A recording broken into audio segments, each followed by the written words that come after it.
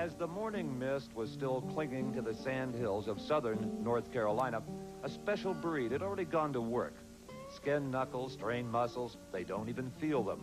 They were of one mind as they prepared for the battle to come. Soon they would strap a man, a friend, into a 600 horsepower roll cage molded inside a thin steel skin that they had made ready. Was everything perfect? That's what drove them. They are the pit crews, the fabricators, the engine wizards of NASCAR's Winston Cup Series, the people who make your Sundays roar.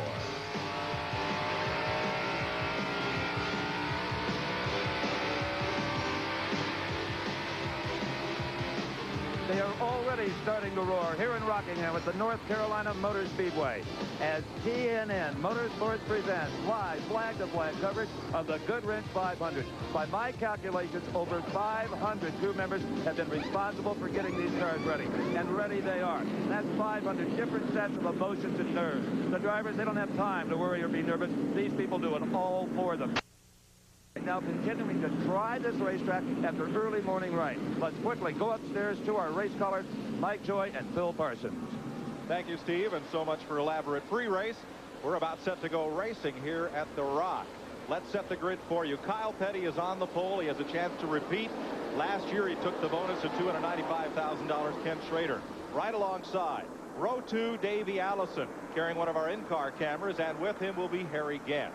In the third row, Ricky Rudd, second last week at Richmond with Mike Waltrip. Jeff Bodine teamed with Alan Kulwicki, the last fall's winner here. Rick Wilson, best starting slot since joining Harry Hyde with Rusty Wallace. Rick Mast with Bill Elliott. Dale Earnhardt, the point leader with Derek Coe. Ernie Irvin and Brett Bodine. Darrell Waltrip, he'll have an in-car camera with Dale Jarrett. Rookie Bobby Hamilton and Morgan Shepherd. Sterling Marlin, along with Dick Trickle, then Mark Barton and Terry Labonte. Richard Petty's back there, the track's all-time winner with Bobby Hillin. Chad Little and Mickey Gibbs. Jimmy Spencer along with Dave Marcus making his 47th start here. And some new faces, Hut Strickland and Andy Hillenberg. Jeff Purvis, the dirt tracker, and Stanley Smith from Alabama. Joe Ruttman and Wisconsin's Rich Bickle. Mike Skinner from Greensboro with Jimmy Means. Bill Meacham from Charlotte, and rookie Ted Musgrave. Those are the cars, 40 strong, that are lined up set for a start here just 1/2 lap from now. Brock Yates. Steve, I'm with Donnie Richardson, who's handling the pit for Kyle Petty right now. He's in a conference with one of the NASCAR officials. They seem to be arguing a little bit about something. Obviously, Donnie, what's going on here? Oh, nothing. NASCAR, come up with their new safety rules for this year, and necessary so. But now they really count the amount of people you get over the wall, and it costs you 15 seconds if you get one extra foot over there. So we're just going over them. Okay, we got a green. Mike? Into turn number 1, Kyle Petty and Ken Schrader trade a little bit of sheet metal. And it is Petty who squirts out of turn 2 with the lead. I'll tell you, Mike, it looked like Kenny Schrader was a little bit hesitant there. He wasn't dead sure, I don't think, that the track was dry in that second group, so he let Kyle go. Looking from Davey Allison's car at the leader, Kyle Petty, as they come through turn 4 and into the dog leg on the curving front straightaway of this 1.017-mile oval track. Kyle Petty in front, Davey Allison, that black orange numeral car, in second. In third, Kenny Schrader. Fourth, the bandit Harry Gant, and fifth is Ricky Rudd. I'll tell you, Mike, Kyle Petty started where he left off last year. He dominated the race, this race last year. He was a dominant car in the fall race until he had trouble and lost the cylinder. Mike Waltrip is 6th, Alan Kulwicki 7th, Jeff Bodine 8th, and you're riding with Rusty Wallace up against the back bumper of Jeff Bodine as Rusty wrestles the wheel of that Pontiac through turns 1 and 2. Back straightaway. And Wallace looked inside and now lines up. Dale Earnhardt has come to 10th and 13th. Darrell Waltrip, you're in his car, trailing Bill Elliott out of turn number 4 and back to the start-finish line to complete lap 3. Earnhardt and Wallace going at it. Front 4 breaking away just a bit. Kyle Petty alone out front. There's the battle back behind them. Earnhardt on the inside, and with him comes Ernie Irvin. Irvin has had a trailer hitch hooked on Earnhardt's car for much of this young season. Here's Davey Allison with Ken Schrader. Davey has moved up into second behind Kyle Petty. I tell you, you talk about the trailer hitch. I'll tell you what, everyone used to say, let me just stay near Darrell Waltrip during this race, because I know at the end of the race he'll be near the front. But now it's Dale Earnhardt. Kulwicki, Bodine, Earnhardt, and Irvin there. Now back up to in third. Allison ahead, Harry Gant behind. 5 laps of 492. Kyle Petty continues to lead as he's done for the top of the green. Gant trying that low line to stay with Schrader. They're a car length apart midway down the back stretch. And they are leaving fifth place Ricky Rudd. Kyle Petty has about the same interval between he and Davey Allison. 9/10 of a second from Kyle Petty to Davey Allison's second place car. In third, Schrader, number 25. In fourth, Harry Gant. Fifth is Rudd. Sixth, Mike Waltrip. Seventh, Kulwicki. And this is out the back of Davey Allison's car. Trouble, turn 4. One car goes spinning down the banking. That is Andy Hillenberg. And here comes the field right on top of him. Plenty of room to get by on the outside as they race to the caution flag. 7 laps complete. First yellow of the day for Hillenberg's spin up in turn 4. I don't think he made any contact, Mike. It looks like just a fairly innocent spin, and he should be able to get back underway. So there's Hillenberg down on the apron, which you see is still rather damp. Here's Darrell Waltrip riding behind Morgan Shepherd's Ford and just back of Sterling Marlin. Under this first caution. That was Hillenberg's first Winston Cup career start. He still hasn't fired that car down on the apron of turn 4. So we'll stay yellow here for a few laps. Riding along under caution with Darrell Waltrip, who started back in 17th position. A match of his car number. Now he is currently running in 19th. He's given up 2 spots, 1 to Sterling Marlin and 1 to Morgan Shepherd. Brock Yates? Mike, I'm with Donnie Robinson, who's handling the crew chief duties down here. Gary Nelson is the spotter this afternoon for Kyle Petty. And is Kyle talking to you at all?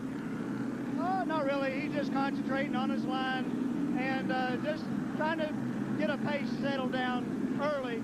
And he just says it feels real good right now. Oh, it sure looks good. He looks like a repeat performance. We've seen this before here.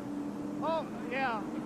We hope to do it again. We know it's not going to be as easy. It wasn't easy last year in the fall when we got out front as it was in the spring. And we know everybody else has been working hard for this racetrack and gunning for us. And we expect them to be a little tighter this time around. Johnny, I talked earlier to Kyle.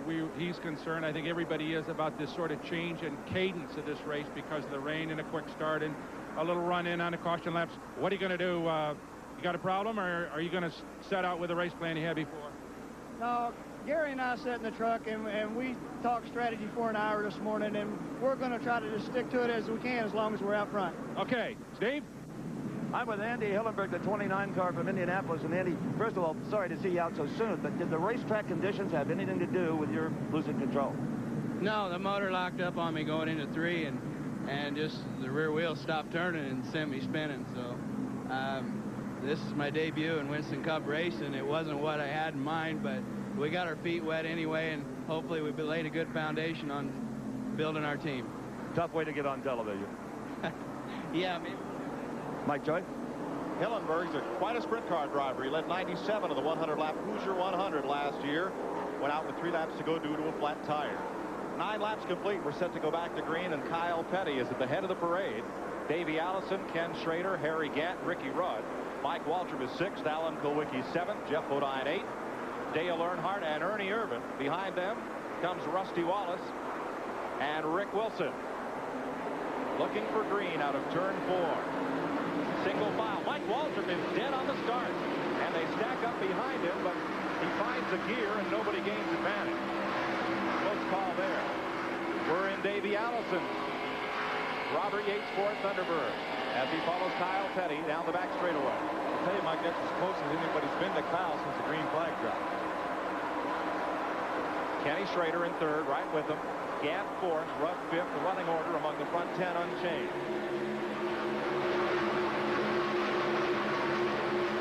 But back about 11 spots as they're bundling up.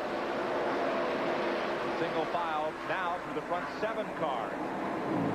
Ernie Irvin on the inside, top of your screen, gains a spot from Jeff Bodine. Here's a snarling pack. Morgan Shepherd underneath Mark Martin, Sterling Marlin's the blue car. Dale Jarrett, who won yesterday's Goodwrench 200, is at the head of that group. That's just back of the top 10. Brett Bodine, the green Buick on the outside. What a tough start he's had to this season. 3 cars wrecked in 3 weeks of racing. Mark Martin went very high down there. It allowed Morgan Shepherd to pass him and Dick Trickle to get up on the inside. Back up front, Kyle Petty brings them around. 12 laps complete. Davey Allison, Kenny Schrader, Harry Gant, and Ricky Rudd. And Kyle once again opens up a wide margin. The Goodwrench 500 at Rockingham rolls on. 13 laps complete with Kyle Petty in the lead. Davey Allison second. Back with more right after this. 16 laps complete. We are back and under caution for the second time today for a grinding crash out of turn number 4 involving Jimmy Spencer and Terry Labonte. Labonte, the second such crash in 2 days, as he wrapped the car up on Friday with a taste of the wall. They brought this car back, number 94, from the Billy Hagan shop, to run here on Sunday, and let's have a look at it. Coming off turn 4 is when the accident happened.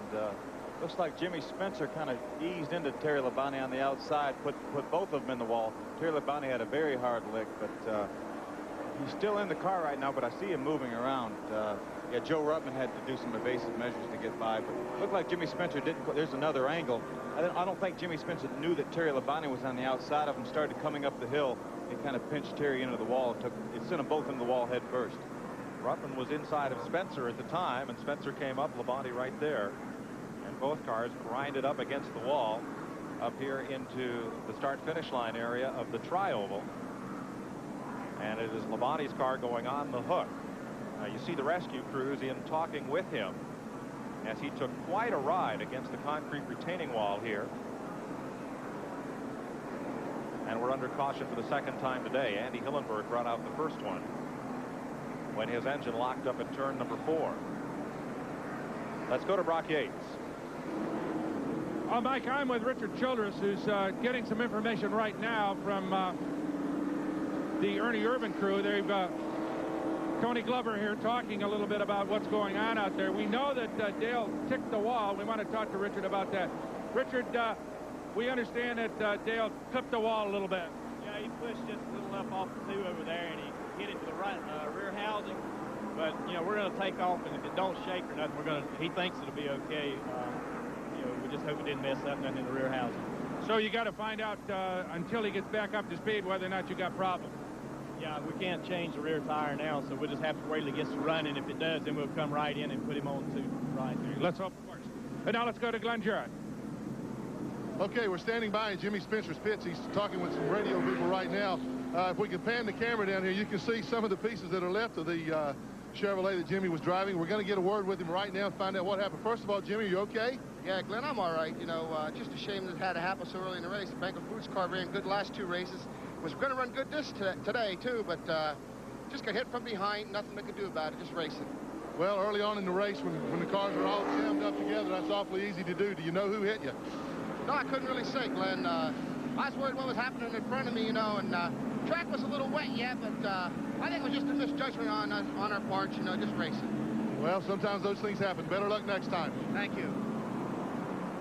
The 2 cars immediately behind Spencer were Labonte on the outside and Joe Ruttman on the inside. Labonte and Spencer were the cars ending up in the wall. Labonte is a 2-time winner here. His second career win came here in the fall of 1983, and he won this race in 1986. But Labonte is the 3rd car out of the race this afternoon. We're under the second caution of the day, 19 laps completed. Now, what Richard Childress was speaking of is the new NASCAR rules that do not permit tire changes under the caution flag unless one of those tires is flat. If so, you can change that flat tire, but then so you don't gain advantage on the rest of the field, you must come back in under the green flag running conditions and change those tires once again. So Childress is leaving that car out on the racetrack. Here's the man they're all trying to chase today, Kyle Petty. Kyle, who won $295,000 here 1 year ago, is trying to again capture the pole winner, race winner bonus this afternoon. Ned Jarrett and Benny Parsons both, I talked to them after the race, and they told me, they said, let me tell you something. They said, we've been racing a long time, and you'll race for years and years, but you'll never have but 2 or 3 races like that in your lifetime. And you'll remember each and every one of them. 1 year ago today, thanks to the Unocal 76 Challenge bonus, Kyle Petty left Rockingham with more prize money than any stock car driver had ever won in a single afternoon, right at $300,000. Sabco team owner Felix Sabates, crew chief Gary Nelson, and Kyle invited us this week to the North Carolina facility. Gleaming floors, perfect race cars, and another story about that Sunday at the Rock, one with a British accent. Well, the Rolls Royce came about last year when we started the season. Felix said, if you go to Daytona and you win the Daytona 500, I'll give you a Rolls Royce. And my goal in life was always own a Rolls Royce by the time I was 30. Obviously, we went to Daytona and we didn't win a race, but we went to Rockingham right after that and sat on the pole. And by that time, I had already bought the Rolls Royce. I went to the dealership, made my down payment on it, and started making my payments on it. And when I got down there, Felix said, well, you sat on the pole. If you go ahead and win a race and win the Unocal money, he said, then I'll just finish paying off the Rolls for you. So we were real fortunate, and was able to ride home that night to celebrate in a Rolls Royce. And I guess I reached one of my goals in life. I had a Rolls by the time I was 30. Kyle loves that Rolls, but it's just not the kind of ride his hardworking crew is comfortable in. So this year, win or lose at the Rock, the crew will hit the water in luxury, maybe on Kyle's nickel. We have an associate sponsorship with Donzie Boats. Donzie has said if we win one of the first 2 or 3 races of the year, they'll give a 21 or 22-foot ski boat to the crew that they can take over here on Lake Norman and ski with. So the way Felix has pretty much put it to me is you either go out and win a race and the crew gets a boat, or you go out and don't win a race and you buy the crew a boat. That's a heck of a deal for Kyle Petty. I'll tell you, if Sterling Marlin wins this race, what does he get? A cup of coffee from his sponsor? I don't know. Today, TNN presents the Right Guard Halfway Challenge. The driver who leads at the halfway lap will get $10,000 from Right Guard, and you'll have a chance to win a Pontiac Grand Prix SE. To enter, just call the 1-900 number you see on the screen between now and the halfway lap, and then stay tuned. We'll announce the driver who wins the Right Guard Halfway Challenge, and if Right Guard calls you and you know who he is, you'll win the keys to a new Pontiac Grand Prix SE. Contest rules and the number on the screen now, so call in and register. We're getting set to go back to green. 21 laps are complete. Kyle Petty leads Davey Allison, Ken Schrader, Harry Gant, and Ricky Rudd. That order unchanged. In 6th, Mike Waltrip, 7th, Alan Kulwicki, and Ernie Irvin is up to 8th. Past Dale Earnhardt for 8th spot just before the caution flag came out. We've had 2 runs in yellow. We're back under green for the 3rd time today. And this time, Davey Allison, you see, is not letting Kyle Petty get away. Quick look at the top 5 there as they string out around this 1-mile speedway. 2nd, 5, led by Mike Waltrip. Down through Jeff Bodine in the 10th one. Off turn 4. The complete lap 23. Kyle did not get away this time.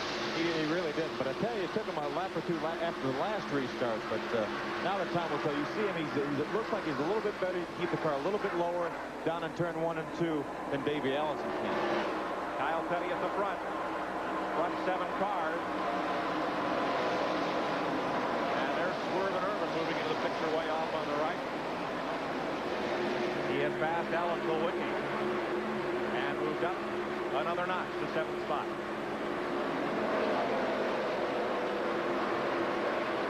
Okay. There is Irvin.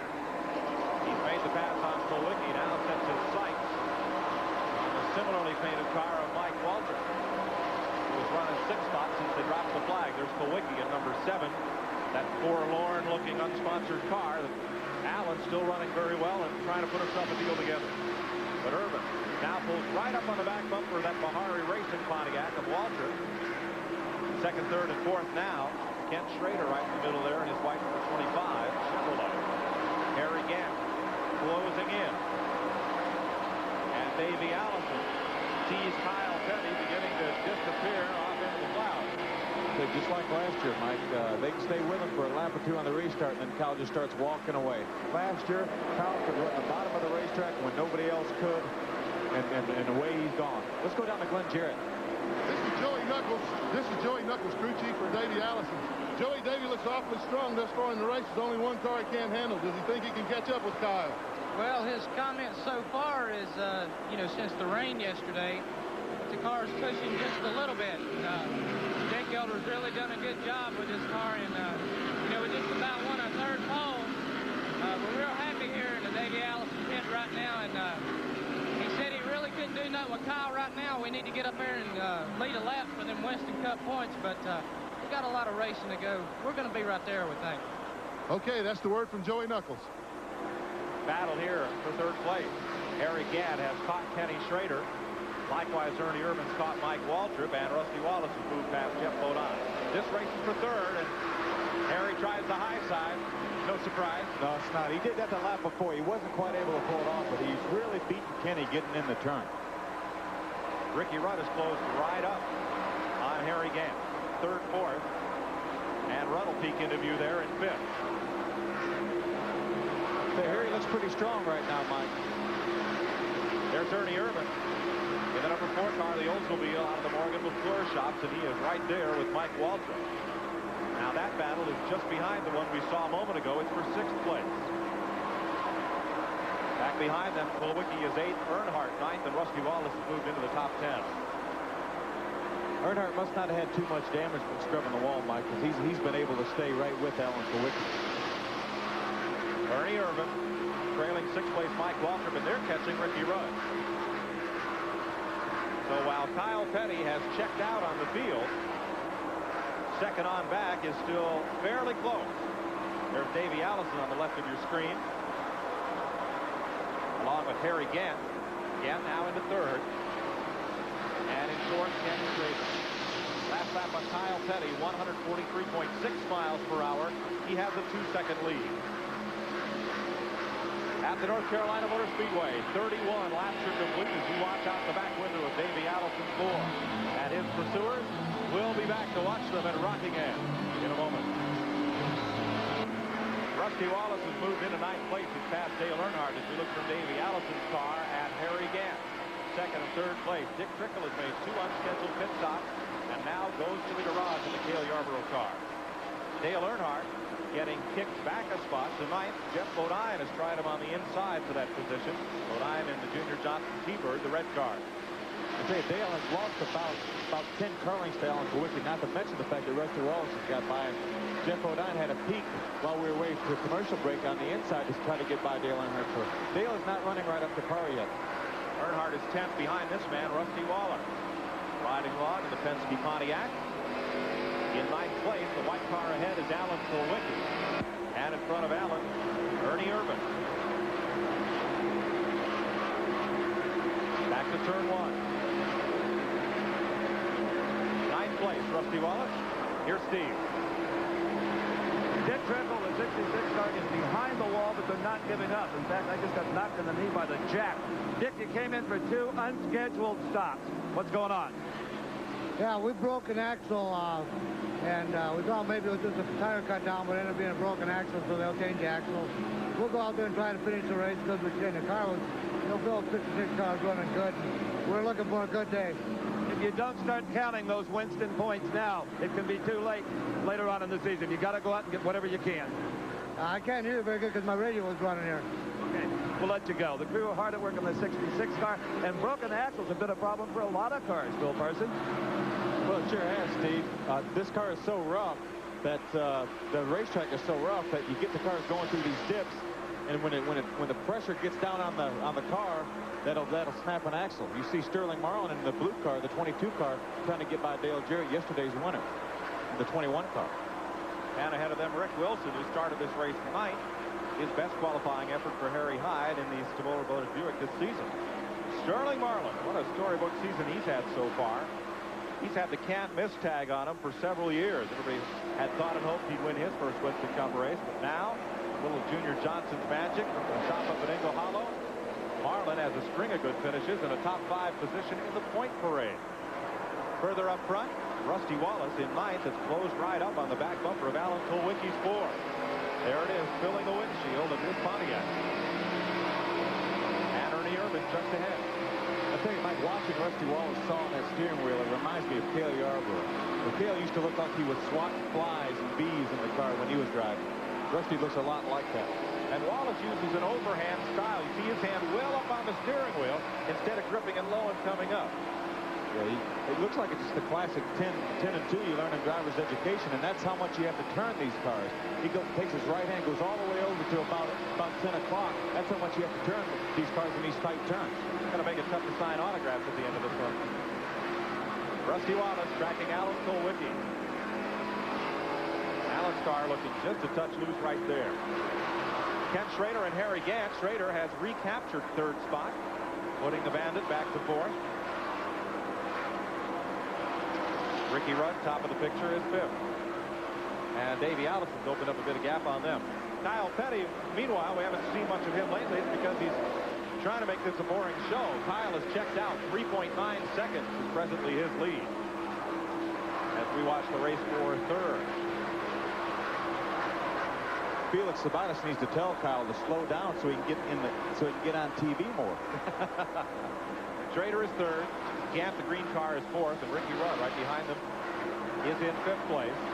Mike Waltrip continues in sixth. Ernie Irvin seventh. Alan Kulwicki eighth. Ninth, Rusty Wallace 10th. Dale Earnhardt. Bill Elliott is 11th. Jeff Bodine is 12th. And Sterling Marlin is 13th. We've completed 44 laps here at Rockingham in the Goodwrench 500. We'll have more for you right after these messages. Coming up on the 50-lap mark. 492 will make up the 500 miles. Kyle Petty, runaway leader. Davey Allison's Ford, Ken Schrader's Chevy, Harry Gant, Ricky Rudd, the top five. Further back, Mike Waltrip and Ernie Irvin hold position. Rusty Wallace has moved around Alan Kulwicki's Ford, and Bill Elliott is now up into the 10th spot. Kyle Petty leading now by 5.2 seconds as we ride along with Rusty.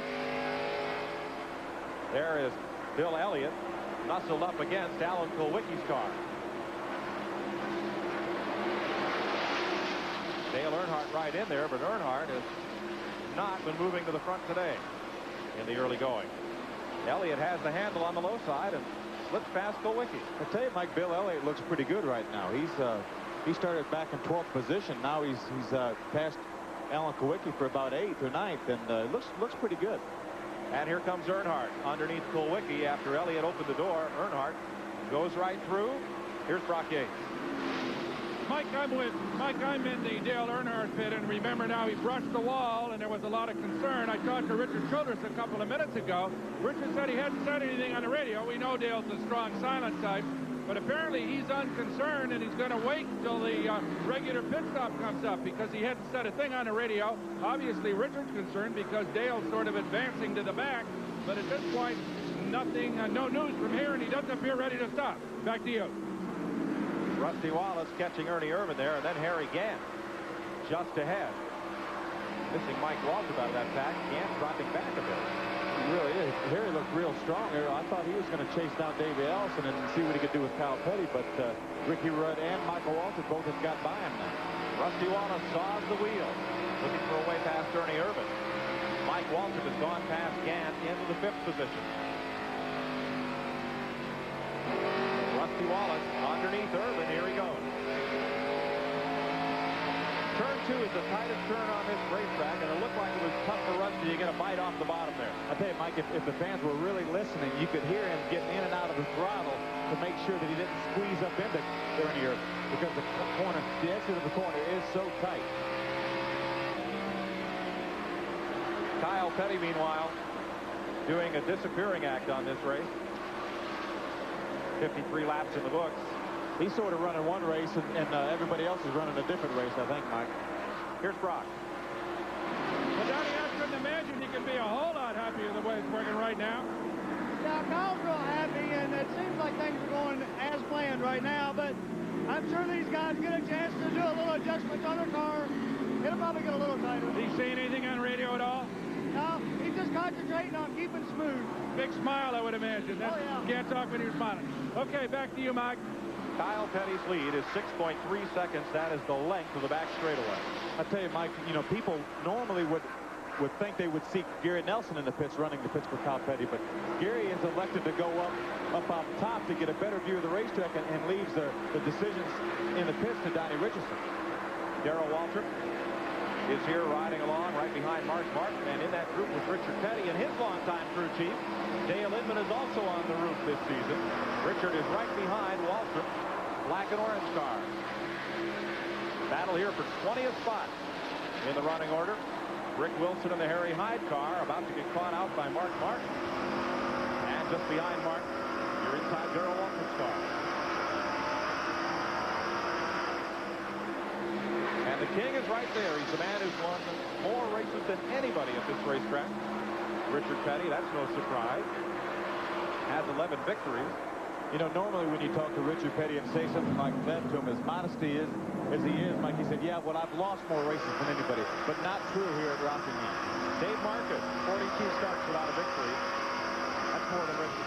Richard's only lost 39. He's started 50 times and won 11, so he's only lost 39 times. Ian Waltrip is trying to get to the front today, and you may see a bit of that Petty blue out the rearview mirror of Waltrip's car when you ride along with him. That's Waltrip underneath the 8 of Rick Wilson. And Richard Petty going through. Here's Glenn Jarrett. This is Jeff Hammond, crew chief on Darrell Waltrip's car. Jeff, Darrell seems to be sliding backwards a little bit. Is there a problem? Well, right now, Glenn, we had loosened the car just a little bit, anticipating the track to be a little bit tighter this morning. It turned out to be that way, so we're a little bit loose right now. If we get us another caution flag, we know what we need to do to fix it. We feel like we'll be able to get the car back on track if we don't get lapped here too quick. We need a caution flag right now to get back in. What has all this rain done to your pre-race strategy? Pretty much thrown everything out the window? Yeah, it really has, because everybody was kind of looking at going about 80, 90 laps, you know, getting tires and tank fuel, but we ran so many caution laps. And the way the traffic's been, it's really been tough all the way through. The racetrack, I'm sure, has been really rough on tires. I think as everybody can see at home, the race pace has really slowed tremendously. But, you know, Kyle, he's been on the tear. We've got to have a lot of things go right today. Catch it. Okay, that's the word from Darrell Waltrip's pit. Mike Joy. You're riding with Darrell Waltrip right now, still behind Mark Martin. Moving up, Rusty Wallace. He has picked up a spot. Ernie Irvin trying to move up as Alan Kulwicki is backing up, and so is the 33 of Harry Gant. The race pace has slowed down. They were running 143 miles an hour. Now they're down to 132.3 miles per hour. 51, rather 61 laps on the board. We just caught a glimpse of Richard Petty getting by Darrell Waltrip and Mark Martin. So Richard's on the move. Lapping by the Bill Meacham car there. The Gillette Right Guard Halfway Challenge is underway. You can call the 900 number on your screen. Each call costs 95 cents if you want to register. To be called after the halfway point if you know what driver won the Right Guard Halfway Challenge and $10,000 from Gillette. You could win that Pontiac Grand Prix SE that they will give away today. 2:46 is the halfway lap. Davey Allison at work, sitting in his office on a leisurely Sunday afternoon drive. 63 laps in the book here at Rockingham. You're riding with Davey. He's in second place in the Goodwrench 500. More after this. TNN Motorsports live present.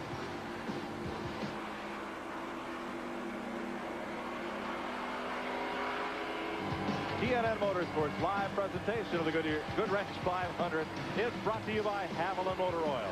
Get the most out of your car.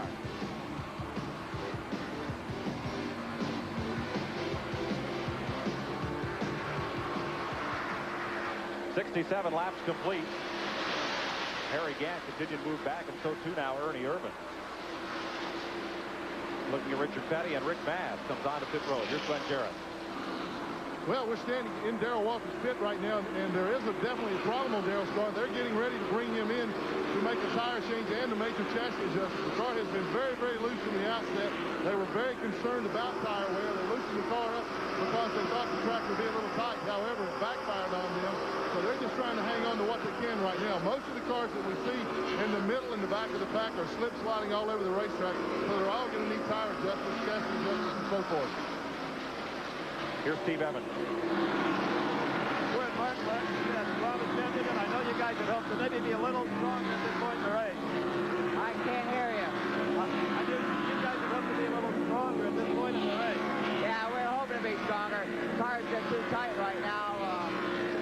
buy our time, try to get a chance to make some adjustments. And you can make some of those adjustments on that first pit stop, which is not far away. About 40 laps. Thanks a lot. Ricky Rudd right in the middle of a sandwich. He's caught up to Kenny Schrader, but he has the 2 car of Rusty Wallace right with him. Harry Gantz on pit road, second of the contenders to make a scheduled stop. It comes at lap 70. Leo Jackson crew going for 4 tires. Derek Cope is also in. At the 70 lap mark, is this a little early, Phil, or about when you expected? Well, you know, they ran several laps under the caution trying to dry the track, Mike. So this, you know, fuel-wise, this is probably about right. I tell you, Rusty Wallace is the man on the move right now. You see him on the outside of Ricky Rudd. Nobody's passed Ricky Rudd all day. He's running 5th and now 4th position up until this moment. Rusty Wallace goes on by to capture 4th. Kicks Rudd back to 5th. And out the back of Rusty Wallace's car, you get an idea of that 25-degree banking of turn 4 here at Rockingham. Off the throttle into 1. And picks it right back up. Even before the midpoint of the 1 and 2 corner, he's hard back on the throttle. And you can see when he did that, he kind of spurted out a little bit of a distance between he and Ricky Rudd. Off the gas for turn 3. And he's only halfway through turn 3, and he's on the throttle again. I think that's where he's beating Ricky Rudd right now. He's getting on the throttle before Ricky Rudd can. That gap widening between Wallace in 4th. You're looking out the back of his car at Ricky Rudd in 5th. And behind them, Mike Waltrip. Further up ahead, in 2nd place, left of your screen, Davey Allison. Ken Schrader is right with him.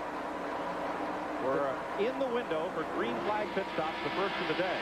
And you see Davey Allison has a clear track ahead. Kyle Petty is nowhere in sight. 11.5 seconds is Kyle Petty's lead. Back with Rusty Wallace as Wallace closes up on Kenny Schrader. Rusty, arguably, with Kyle Petty, the quickest car in the racetrack. I think he definitely is. Kyle Petty obviously is the quickest car in the racetrack, other than the cars that have fresh tires. Leading rookie candidate Bobby Hamilton in for 4 tires in the George Bradshaw car. And here's Rusty closing right up on 2nd and 3rd place.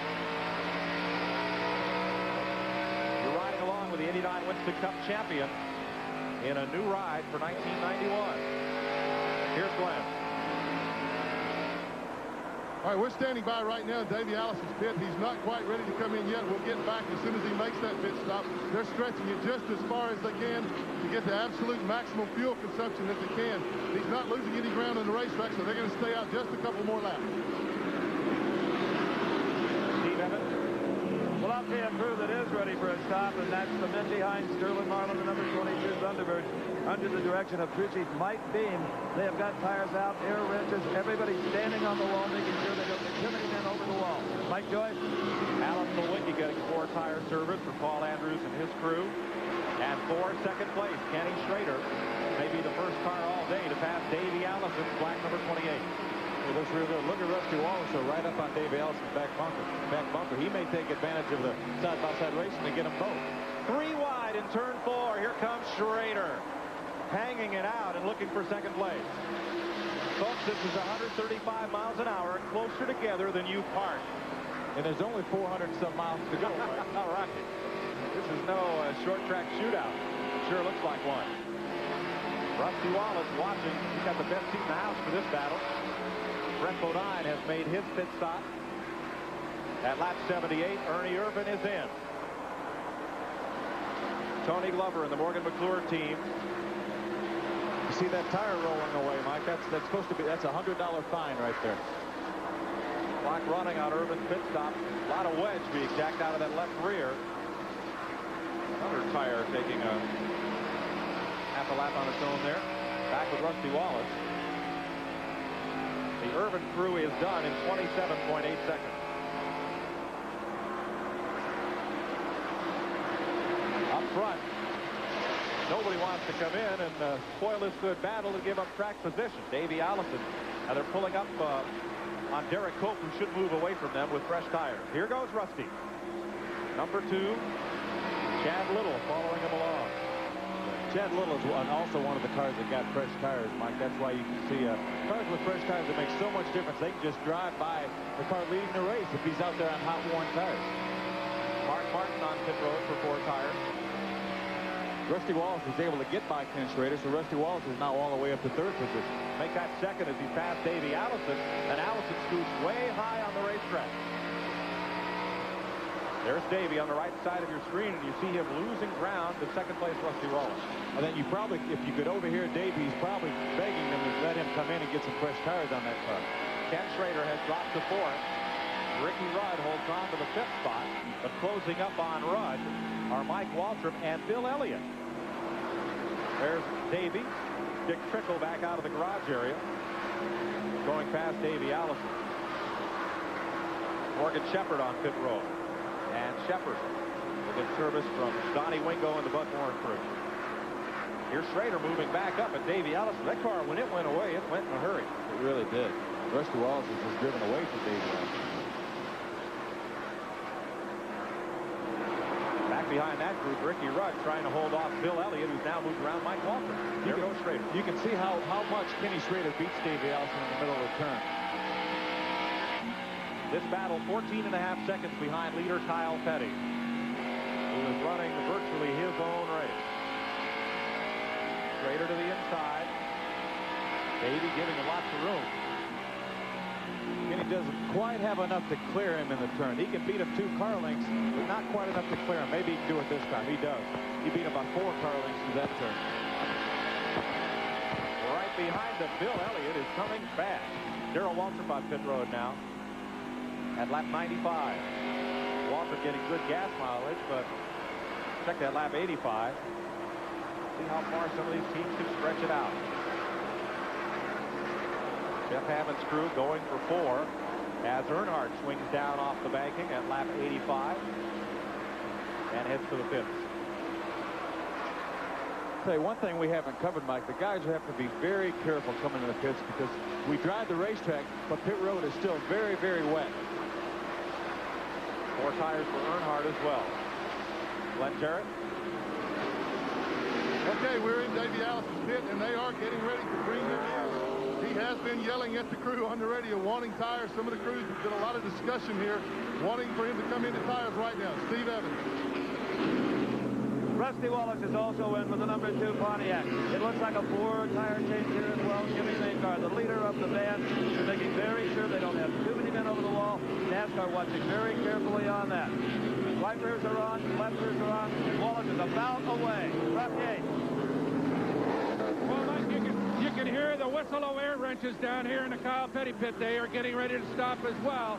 They've gotten very, very good tire mileage out of this thing. Nobody seems overly concerned, but he is ready. There's the sign going out. So Kyle Petty on his way in. Let's see what kind of a stop he can get here.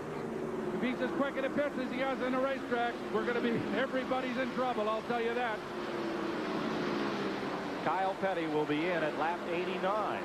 He would have had to go to 98 laps in order to make this a 4 pit stop race. Kyle is coming in on lap 89. Let's go back pit side as he comes down to the attention of his crew. Brock? Okay, Mike, this is Gary Nelson-led crew. They're ready. Here comes Kyle in. First on the right side. Fresh rubber all the way around, of course. Fuel in. Plug ducts coming unloosened on the left side. They'll come around with that lightweight jack. And this crew working very, very well here. Fuel, second can of fuel on board. Here comes the left front. Left rear on board. Clock running. We're at 24.5 seconds. Excellent stop for Kyle Petty back underway. Glenn, take it, Glenn. Okay, Davey Allison is indeed coming in the pits. Everybody's ready. You can see the tire man there with the tires. Jake Elder holding out the sign to bring Davey in. They stretch this thing about as far as they can stretch it. I can't imagine that Davey's getting too happy, but he is working his way now down on the low side of the racetrack. He will be in just a moment. They told us he would come in this lap, but no way, like he go one more. He got caught with Richard Petty on the inside. Davey could not make the cut down pit road. Interestingly, Junior Johnson's cars both stopped together at lap 89. So did Huck Strickland. Kenny Schrader is on pit road now at lap 91. And The Richard Broom team will put 4 tires on his Chevrolet. Now this time, Davey keeps it low on the racetrack to make sure he'll be able to get on pit road. He's signaling in case anyone behind runs up on him that he is coming to the pits. Here's Glenn. Okay, third time is the charm. Davey Allison coming down pit road. He'll be pulling into the pit stall here just momentarily. I know he's really wanting these tires in. Here he is. The crew goes to work. This will be a 4-tire change. Joey Knuckles on the left side of the car. Already loosening the lug nuts so they can put those left side tires on. Davey looking very calm in the car. Now they're making a chassis adjustment on the car. You can see that there was some kind of weight adjustment made on the car, so looks like that he's going to do everything he can to try to get that 28 car to catch up with Kyle Petty.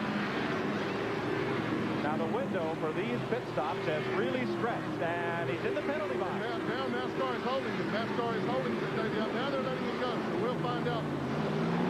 Left too many men over the wall in the Davey Allison pit. That's the call, and it's worth 15 seconds. 93 laps complete. In the Goodwrench 500 here at the North Carolina Motor Speedway. TNN live coverage continues after this.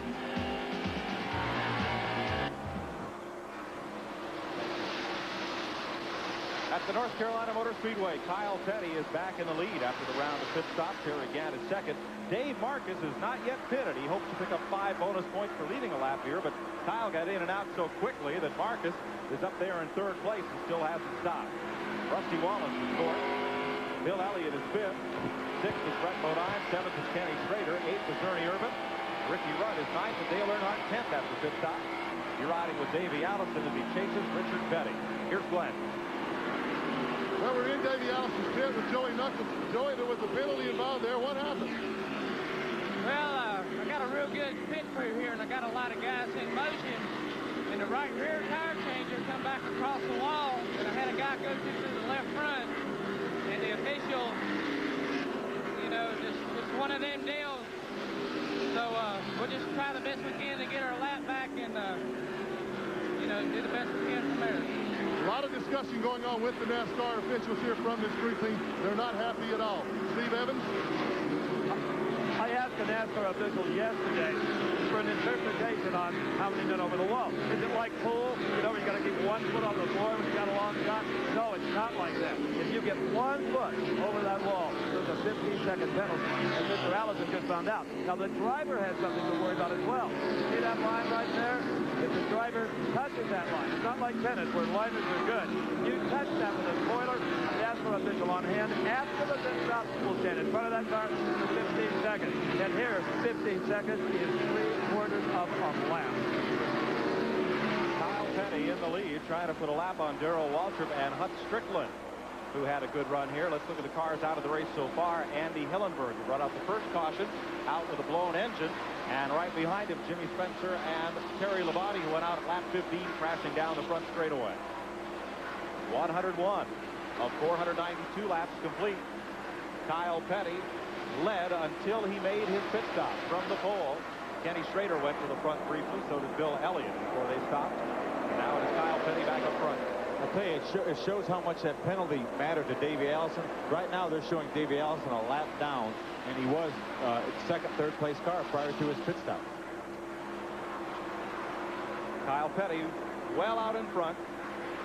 5.5 seconds is his lead, but now he moves into traffic. Of the cars that pitted for 4 tires, Harry Gant was clocked with the best stop, 21.1 seconds. Kyle stopped, by contrast, was 25.5. That puts Harry Gant all the way up to second position. Pit work and pit strategy will be key with these new NASCAR regulations and these 4 tire stops under green. You see Kyle Petty right now moving to the outside of Mark Martin. He put him 1 lap down. Riding with Davey Allison there ahead of Richard Petty. Davey a lap back. And Richard Petty. So Davey has had a bit of tough luck here, and a team that really thought they'd jump out of the box and do well and did. They had 2 pole positions to start the season with. Came within a whisker of a 3rd one here. Davey started in the 3rd position. And we were up to his shop during the week to have a look around Robert Yates Racing, one of the neatest racing facilities in this Winston Cup business, and check in with Robert Yates up at Robert Yates Racing.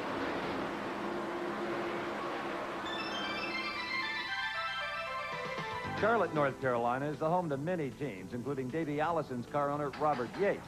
Amidst the pounding and the roar of the engine dynamometer, Robert gave us some insights on what it takes to get ready to break the rock. To prepare for Rockingham, we think about the time. It's a 5-hour race, generally a 5-hour race. Rockingham calls on the engine to perform at high RPM in order to get the car up off the corner because it is a slow corner. So it's one of the most challenging places for an engine builder. You know, when you're preparing for Rockingham, that's where you put your brand new rockers, your brand new valves. If you don't do this every race, you at least do it for Rockingham. And it just uses a lot of engine. But it's not all engine. Everything gets attention, like this brake rotor. If the chassis won't apply the power to the track, it doesn't matter how many ponies you have, the rock will beat you up. Sometimes you even go back to tried and true methods. Just today we decided, a day before time to leave, we've decided to change and go back to more of a basic chassis than what we even ran last time at Rockingham. The difference, whatever the snout is. And so the guys are thrashing, preparing the car for that race. But right now, out of that penalty and pit stop, Davey Allison is out of the top 15. He is 1 lap down. On the point, Kyle Petty with 109 laps completed. There's Kyle working a bit of race traffic. Harry Gann in second, Rusty Wallace is third, Bill Elliott and Ken Schrader the top 5. Brett Bodine, who had the second best pit stop in that run, is 6th, ahead of Ricky Rudd, Ernie Irvin, Jeff Bodine, and Morgan Shepherd. Let's check with Brock Yates. Hey, Mike, I'll tell you what, these guys down here in Kyle Petty's pit, they're thinking about water, but more about that Donzie. I think that, Donnie, we know about the deal with the boat. Are you guys getting ready to go to sea, or you got a little bit more work to do? Yeah, Fred Willard, the president of Donzie Boats, promised the boats we could win one of the first 3 races. And Kyle got one already as a demo. He said, look, guys, if I can get you one, we can all have some fun on our time off. So we're going for it. Based on the guys I count down here, you're going to be like a 60-footer to fit all you people on this thing.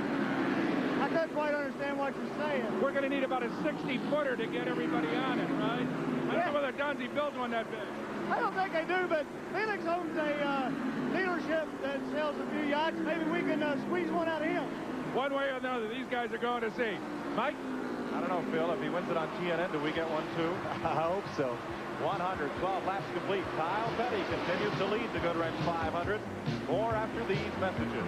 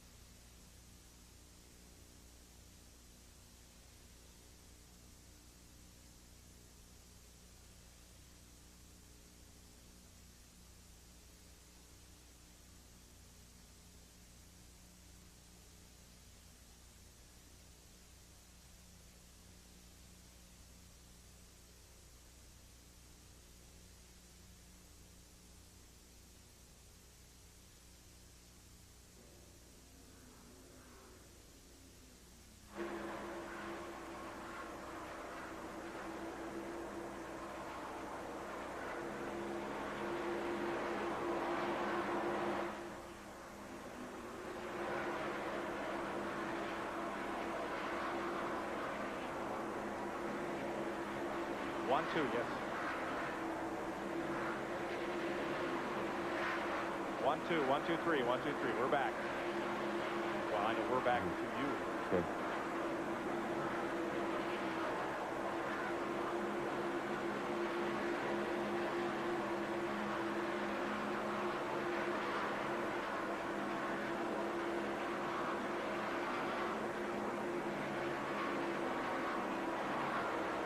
We're back at the North Carolina Motor Speedway. Apologize for the brief delay, but engines aren't the only thing that are blowing up here. We had a circuit breaker go in the main tower.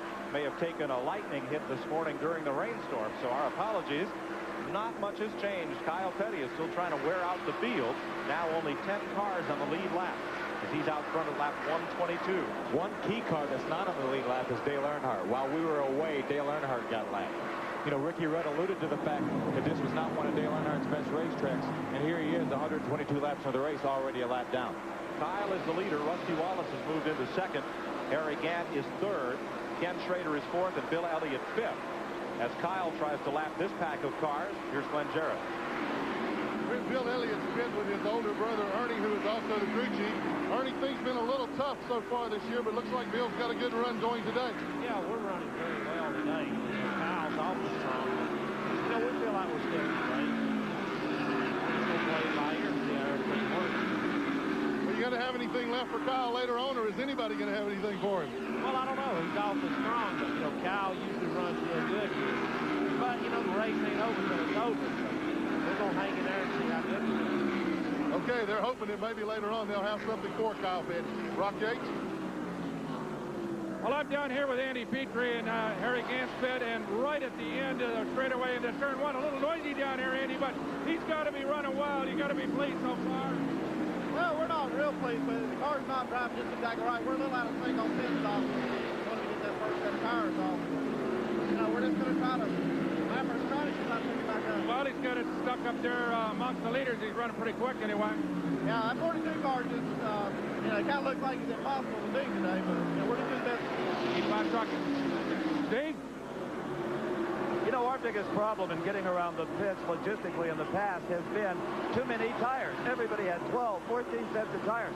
That's not true anymore. Let's take inventory in Rusty Wallace's pit. Here's a hot set of tires that came off the car. That's one. There's 2, 3, 4, 5 sets of tires. A total of 5 welded set on the car makes 6. That's half what they used to run. They're definitely cutting down on tire bills with these new pit rules. But some think maybe they make up for that in bent sheet metal when the tires are worn out. Kyle Petty up at the front of this field. He is trying to lap the field. He's just put Jeff Bodine 1 lap down, along with brother Brett Bodine.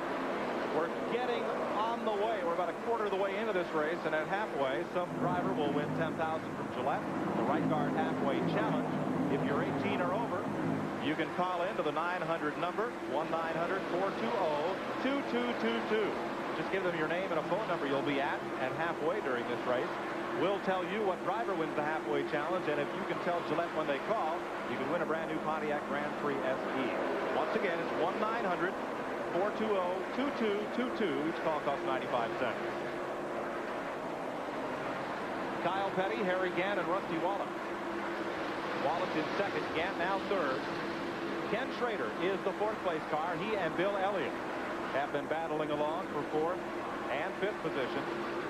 Ricky Rudd in the 6th spot, and Ernie Irvin 7th. Those are the only cars on the lead lap. That's amazing, Mike, that we have gone only 130 laps into this race, and there's only 7 cars back in the lead lap. Okay. I'll also point out that our on-screen graphics trailer has also taken a lightning hit, and we'll hope to have those capabilities back up for you shortly. Meanwhile, audio, I'll take you back through the field just a bit. 8th spot, 1 lap down, Jeff Bodine. Brett Bodine is 9th. Morgan Shepherd is 10th. Dale Earnhardt 11th. Sterling Marlin is 12th. Mike Walter 13th. 14th, Dale Jarrett. 15th is Richard Petty. 16th, Davey Allison.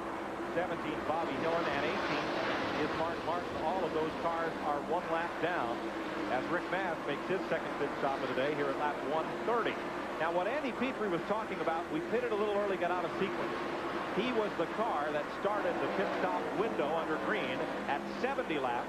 They pitted beginning at lap 70 and ending at lap 91, or 92 rather, when Davey Allison came in. Here's Brock. Well, Mike, I'm with Richard Bruin, the crew chief on Kenny Schrader's car. They're back here having a conference about tires. Richard, I noticed you've got a couple of sets of scuffs back here. Are you thinking about using them? Well, I don't know. Right now, there is a possibility that I will put them on. We're just trying to get caught up. Everybody's been fooling around with tires, but you're the only guys that got a set of scuffed tires. Everybody else has brushed rubber back here. What do you reckon the advantage would be? Well, I don't know. I think maybe our car will probably run better on scuffs than it will on stickers. So you're going to try it? You got to try something with Kyle running away from the field. He's running away from us. I got to do something. Desperate men do desperate things, right? Pardon? Desperate men do desperate things. That's it. Okay, Steve, take it away. I'm with Jimmy Makar, Rusty Wallace, and crew chief. You've got to be proud of this new team. Only the third race, and your man's out there running a strong second. Well, right now we're running pretty good. Everything seems to be real good. Rusty said the car feels good. Just kind of trying to keep up with Kyle right now. You know, he's running awful strong. We're just trying to keep the same lap times as him. Thank you, Jimmy. Let's go back to Mike.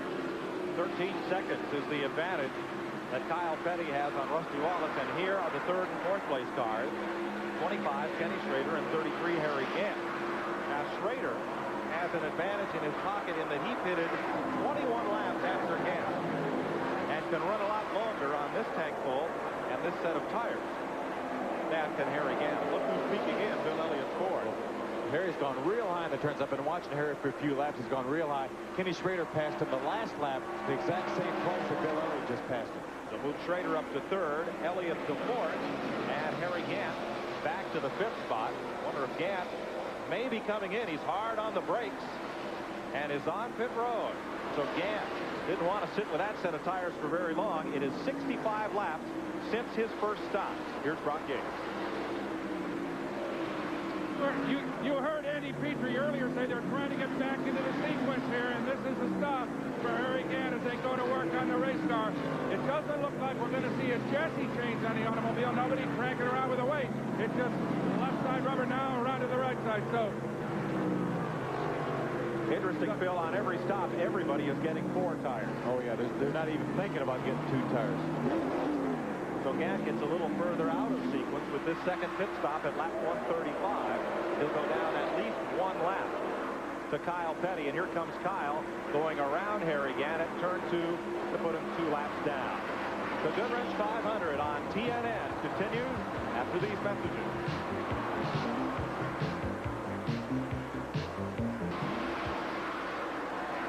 Third place is the battle behind Kyle Petty and Rusty Wallace. Ken Schrader and Bill Elliott battling with Ricky Rudd in the 5th position.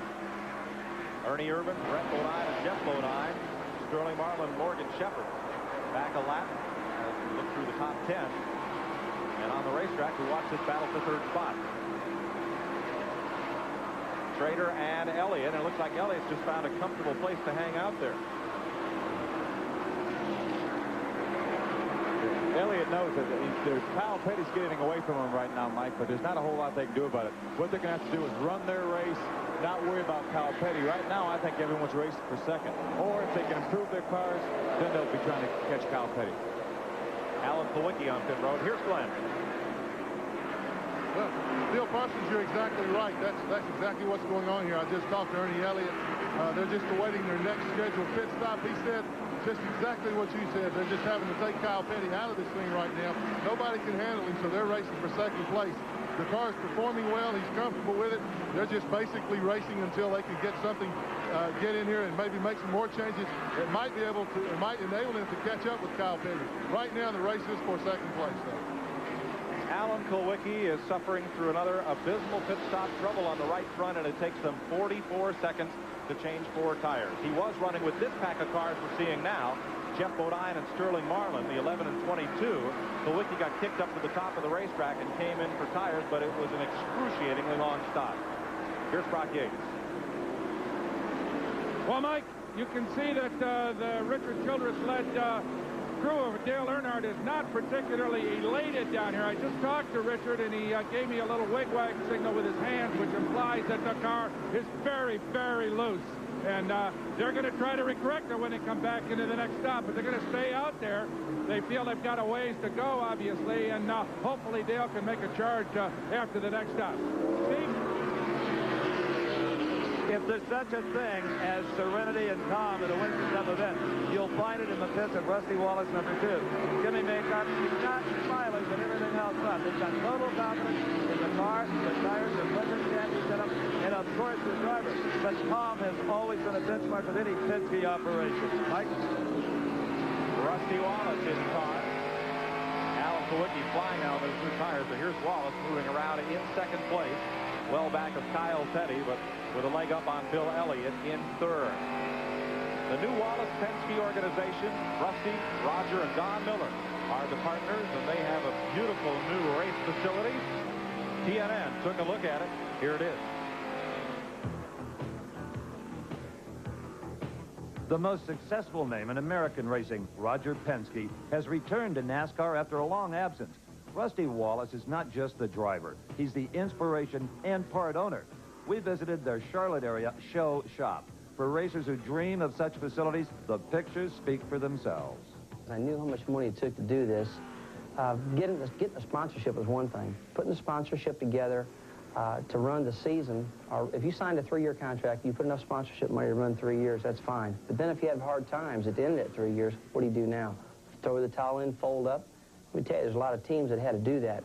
I didn't want to get myself in that position, so I wanted to have an owner that had enough capital or enough backing that we could continue on racing. My partner right now, Don Miller, Don worked for Penske Corporation, and basically through Don, I was able to put this relationship together. And so 1980, I had a chance to drive one of the Penske cars at Atlanta. I finished second. It was a good run for us, but then after that, it just got really complex, so we canned the deal.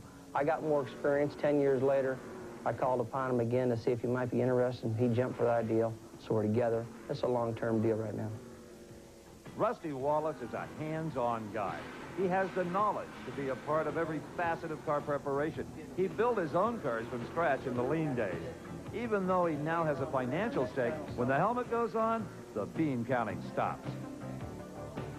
When I'm at the racetrack, I never have a problem distinguishing myself from race car driver to car owner. I don't even think that. And that was one of my main concerns also. I didn't want to get light on the right foot, thinking, hey, I own part of this deal. I don't want to tear part of it up. No, I never think that. When I go out there, I give it 110% and pretend that I'm just driving for somebody else. Rusty Wallace driving his heart out and in second place behind Kyle Petty. 5 cars on the lead lap. And this was a great battle going on here. Back at 8th place, Brett Bodine moved around brother Jeff and then took over from Mike Waltrip. So we'll move him up on the leaderboard to 8th place in the 26th car. Mike Waltrip back to 9th and Jeff Bodine to 10th. 152 laps. Ernie Irvan just made a pit stop. Second round of green flag stop is underway. We'll be back after this. Brett Bodine has just made his pit stop, the second one of the day. And for Brett, it comes to lap 155. He was the 8th place car. Trouble in one. Richard Petty is up there. Harry Gant and Dave Markin. In a big tangle between turns 1 and 2, Jeff Herman just spun off the bottom of the racetrack, trying to avoid it. Petty, Marcus, and Gant were the 3 players, and it will bring out the caution flag for the 3rd time today. I tell you, Mike, it looked like Harry Gant and Richard Petty got together going into turn 1. We were watching Brett Bodine leave the pits after his 4 tires changed. And just out of the corner of my eye, I saw Richard Petty and Harry Gant. Well, let's take a look at it and see if we can see what happened. Right now, they're already sideways. You can see the tire smoke from this distance. You see Ernie Irvan just get by Richard Petty on the high side. And Davey Allison on the bottom. Davey Allison on the bottom. That's Dave Marcus in the blue car to the right of the screen. We'll take another look at it from a different angle and see if we can tell exactly what happened to start this thing.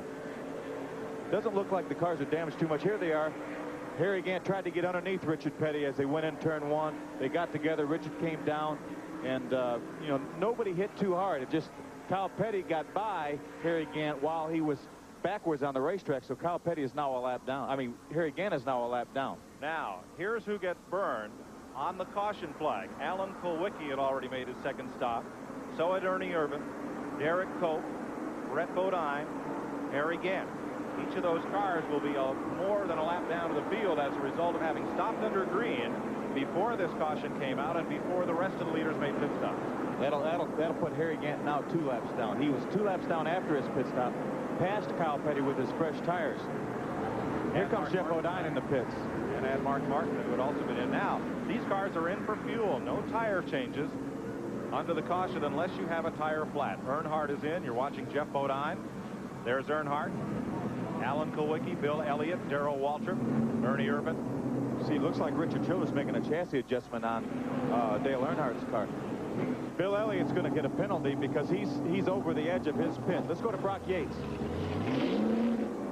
Okay, well, there you saw Richard Childress make that chassis adjustment. You're absolutely right, Phil. On the left rear, the car, as I told you earlier, was really, really squirrely, and hopefully they'll get that corrected. But Dale just couldn't do a whole lot worse than he's doing right now. He's really having some hard troubles, and he's working really hard. Bill Elliott, you saw in the penalty box, not a severe penalty because they are under caution. So Elliott will be able to get back up with the leaders. We have another look at the incident in turns 1 and 2 involving Dave Marcus, Richard Petty, and Harry Gant. This is from Darrell Waltrip's car. Looking right ahead. There's Gant on the inside. Gets a little slideways up into Richard. Dave Marcus hard on the brakes, and Darrell is staring right at Harry Gant's door. Darrell had a heck of a... You look like Harry Gant was going to lap Richard Petty on the bottom going into turn 1. I don't think Richard knew he was there. Richard came down to take the bottom line. Harry ran across the apron to keep from running into Richard, lost the car, then bounced up into Richard, and that's what caused the accident. It is the third caution flag of the day. The first was for Andy Hillenberg's blown engine at lap 8. The second for the Terry Labonte Jimmy Spencer crash at lap 16. And this is the third caution of the day. The right guard halfway challenge. You can call in. You still have time to call in and register at the 900 number on your screen. Each call costs 95 cents. And if you know which driver wins the $10,000 from Gillette, you may win a Pontiac Grand Prix SE if they call you after the halfway. Now, halfway is 246 laps if we're under green. Otherwise, the award goes to the driver who's leading on the 5th green flag lap after that caution. We are under caution, third one today. And the man they're all chasing is Kyle Petty in that black, green, and yellow Pontiac of Felix Sabates, engineered by Gary Nelson. Let's have a look at Bill Elliott's crew as they went to work and see what caused that penalty. You see the very front of his car, Mike, over the white line. You'll see the NASCAR official in the blue sweater pointing at the line down there. So he holds Bill Elliott for about 15 seconds after his pit stop. This is the best time for that to happen because it's under caution flag. He's not going to lose any time on the racetrack. Well, all it'll hurt him a little bit is track position, but he made his pit stop. Not a whole lot of people did, so he'll be at the back of the pack anyway. He is on the lead lap, Phil, so he gets the free pass up to the front of the line on the outside. On the lead lap, Elliott in 4th place. Kenny Schrader in 3rd. The 2-car, Rusty Wallace and Kyle Petty up front. Harry Gant and Richard Petty still running. They're both 2 laps down after that altercation at turns 1 and 2. Away from Rusty Wallace at the car behind. Derek Cope is the car inside Kyle Petty. See Rusty Wallace trending his car very hard, trying to clean off his tires. They pick up a lot of buildup. And you can see him now restart, shift into 3rd gear and the restart. Kyle Petty sprints away from Rusty Wallace and leads the charge to turn 1. And Wallace had to get way out of the throttle there. Ricky Rush comes up the inside, trying to get a lap back. Run is the 5th place car, 1 lap down in number 5. Well, that's the first car we've seen ahead of Kyle Petty today anyway. Derek Cope was ahead of him. Now we're looking at Ken Schrader's car off the back of Rusty Wallace's in-car camera. Derek Cope is 3 or more laps behind. He got one of those back just now. And Rusty Wallace right behind Ricky Rush, 5th place car, a lap down. Kyle Petty, the race leader, splitting the 1st and 2nd place cars in Rush. 4 cars on the lead lap, and with the occasion of that caution flag, 9 cars a lap down. Another 6 cars 2 laps back. Wallace in 2nd. Schrader in 3rd, Elliott 4th. Then a lap down, Ricky Rudd is 5th. 6th, Sterling Marlin. 7th, Mike Waltrip. 8th is Jeff Bodine. 9th, Morgan Shepherd. And 10th is Dale Jarrett. 11th, Dale Earnhardt. 12th is Darrell Waltrip. And 13th is Davey Allison. Then 2 laps down, Richard Petty, Bobby Hillen, Rick Wilson, Harry Gant, Ernie Irvan, and Brett Bodine. Here's Glenn Jarrett. Okay, Richard Petty has come in. Now, this is a regularly scheduled stop. When he spun up there, under the new caution rules, pit rules, could not change tires. So he had lost the time on the racetrack. There was no damage done to the car. However, they decided to wait, come back in under green, and change all 4 tires. You can see him now getting the left side tires on the car. No chassis adjustments done. Having a little trouble. They got a lug nut stripped on the left front now. So that's put him down a little. He's down and away. So Richard Petty will now go 3 laps down, along with Dave Marcus, Mark Martin, Bobby Hamilton, and Rick Mann. Petty back up to speed. Bill Elliott is on the lead lap. 25 is Schrader, the third-place car. Elliott trying to ramble around on the outside. He is fourth and the last car on the lead lap. Chad Little's the 19. And Ernie Irvin gets underneath Elliott there. Is Elliott slowed up, or is he just balked in traffic? Looks like he slowed up a little bit, Mike. He may not have the best set of tires right now. I'm not, you know, his tires are probably as fresh as about everybody. Probably fresher than most, other than the people that have made their second pit stop. So I'm not sure exactly what's wrong. Look at the front 5. As we told you, the first 4 are on the lead lap. Ricky Rudd is 1 down in 5th place. 6 through 10, all 1 lap down. Back through Morgan Shepherd, who is now on pit road, along with Dale Jarrett, and then Jeff Bodine. So Shepherd, this is a scheduled stop at lap 168 for the Bud Moore car. And 3rd and 4th, that battle is rejoined once again. Dale Jarrett also for a scheduled stop at 168. So Mark Martin just drive by Kenny Schrader. Mark Martin we're not showing him as making his second pit stop. He may have already, so but he just drove by Kenny Schrader. It sure looks like he has fresher tires on than Ken Schrader. 2 Pontiacs running for class honors. The new tires on Richard Petty's car, allowing him to open up the distance on Rusty Wallace. 170 laps down, 492. Make up the race today. We'll be back with more of the Goodwrench 500 live on TNN after this.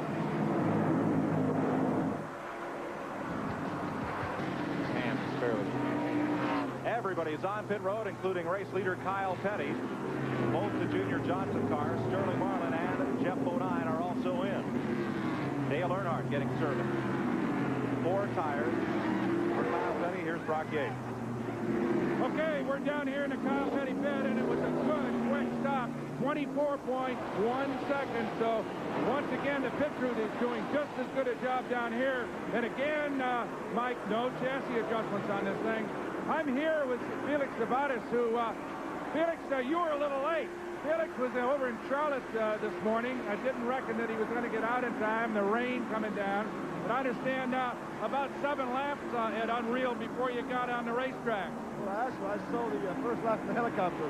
We were flying in when they dropped the green flag, and I saw Kyle take the lead. So I didn't really think that we'd run the race today. I'm glad we're doing it because I got to go to work tomorrow. Well, I know for an enthusiast like yourself, you must have been really upset. Well, you know, I wanted to run it today, so I'm glad we're doing it. Okay, up to you, Mike. Darrell Waltrip on pit road. Davey Allison, Ricky Rudd also getting service. Kenny Schrader now in at lap 176. Mike, we see the NASCAR official again in the red coat pointing at the line. Darrell Waltrip straight over the line. He'll get a 15-second penalty. Davey Allison pulling out with 4 tires and a tank of gasoline from the Robert Yates-led crew. 22.3 seconds. Brock?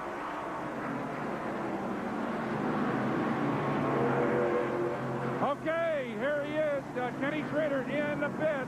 Once again, as everybody doing all 4 tires back underway. Quick tire, 22 seconds. Steve, take it away. The Rusty Wallace crew is also prepared to pit. Gas in hand. They have 4 tires ready. It remains to be seen if they utilize all of them. But the air wrenches are ready to whir. And here, yes, comes Rusty Wallace. Very few teams in motor racing any more disciplined than any Penske team, whether it's Indy racing or stock car racing. And look at these men work under the direction of Jimmy Maycar, who came with Rusty Wallace out of the Raymond Beal operation when it folded its doors. This is a terrific stop. Windshield being played, left rubber going on. You can see the 5 men over the wall plus the catch cam. That's the 6 man. Jerry Kendall did not break that rule. Wallace stopped well short of the forward line, and he's out of here. 24.4 seconds for that Rusty Wallace pit stop. And Bill Elliott takes the lead. We were just talking about how bad he was running a few minutes ago. Now here he is in the lead, Mike. But he really wasn't running that bad. He just got passed by a couple cars. He really wasn't running that bad. We'll send someone to Davey Allison's pit. Black flag on Allison's car. Ratchet. Oh, no, the ratchet wrench. They made a big chassis adjustment and left the ratchet. You know, that ratchet is attached to a very long extension down to the socket, and you have to pull it straight up and all the way up and out. To get it out, it's a very small hole in the left-hand rear window, and they didn't get it out. So they will stop to remove it, and we'll see what the NASCAR has to say about that. Put a little fuel in while he's there, and they let him go. Tough break. You know, it's not that he only spends 2 or 3 seconds on pit road, but it takes him several seconds to slow down and then to get back up to speed. Let's go down to Glenn Jarrett. Well, we're in Davey Allison's pits again, and I tell you, they've had an awfully tough day today. Just nothing seems to go right. You're indeed right. They left the ratchet wrench when they made a wedge adjustment on that pit stop. Left it hanging in the car. NASCAR black flagged and brought them back in. That just puts them further and further behind. Looks like they're just destined to have a bad day today. Well, talk about strategy. The driver who has not been on pit road for tires since lap 92 is on a lap by himself, Bill Elliott. Kyle Petty closing in, but Elliott's number 9 is on a lap by himself. I'll tell you, up on Darrell Waltrip. See how high he goes there. With the fresh tires on Kyle's car, well, it won't be long until he's got some company in the lead line. Now, these pit stops came sooner than the first round of pit stops under green, as if when one car came in for tires, everybody else came in to get fresh rubber. I think what happened, Mike, they watched Harry Gant. You know, he was one of the first cars to make this pit stop. And Harry was about a 5th place car when he made his first pit stop. After the pit stops were done, he pitted so early, he had the fresh tires, and ran so fast for more laps than everybody else because he had fresher tires. He found himself in 2nd position, only about 5 laps behind Kyle Petty. So I think everybody watched that, went to school on it, and that's why you saw him pitting that earlier. Here is Kyle Petty getting a lap back from Bill Elliott. Now the question is, how long will they leave Elliott out there? Because the cars on fresh tires will, as you say, run away. Let's find out from Glenn Jarrett. Okay, we're standing by in Bill Elliott's pit right now. You can see they are getting ready for the pit stop. It's going to be a 4-tire change. Bill's getting awfully, here he comes down pit road right now. He's getting awfully good gas mileage, 4-4. Bill Elliott comes to a stop in his pit now, and watch his crew go to work. These guys are some of the best in the business. They've won the pit crew championship several times. They don't waste any time. There's no inefficient motion here. They've got the right side tires off. The left side tires are now coming off. Putting 43 gallons of fuel in this car. I tell you, he's in a very, very good position right now because he's staying out on the racetrack a little longer than most of the other cars. We're on about lap 185 right now. That's awfully good fuel mileage. See him making the chassis adjustment. And the crew that got caught in also, there is a ratchet hung on Bill Elliott's car. Man, this is unbelievable. Same thing that happened to Davey Allison. You can see the crewman there. He's awfully disappointed. So here's Elliott going around with a little bit of aerodynamic unenhancement, and he'll have to come back in. That will cost him a lap.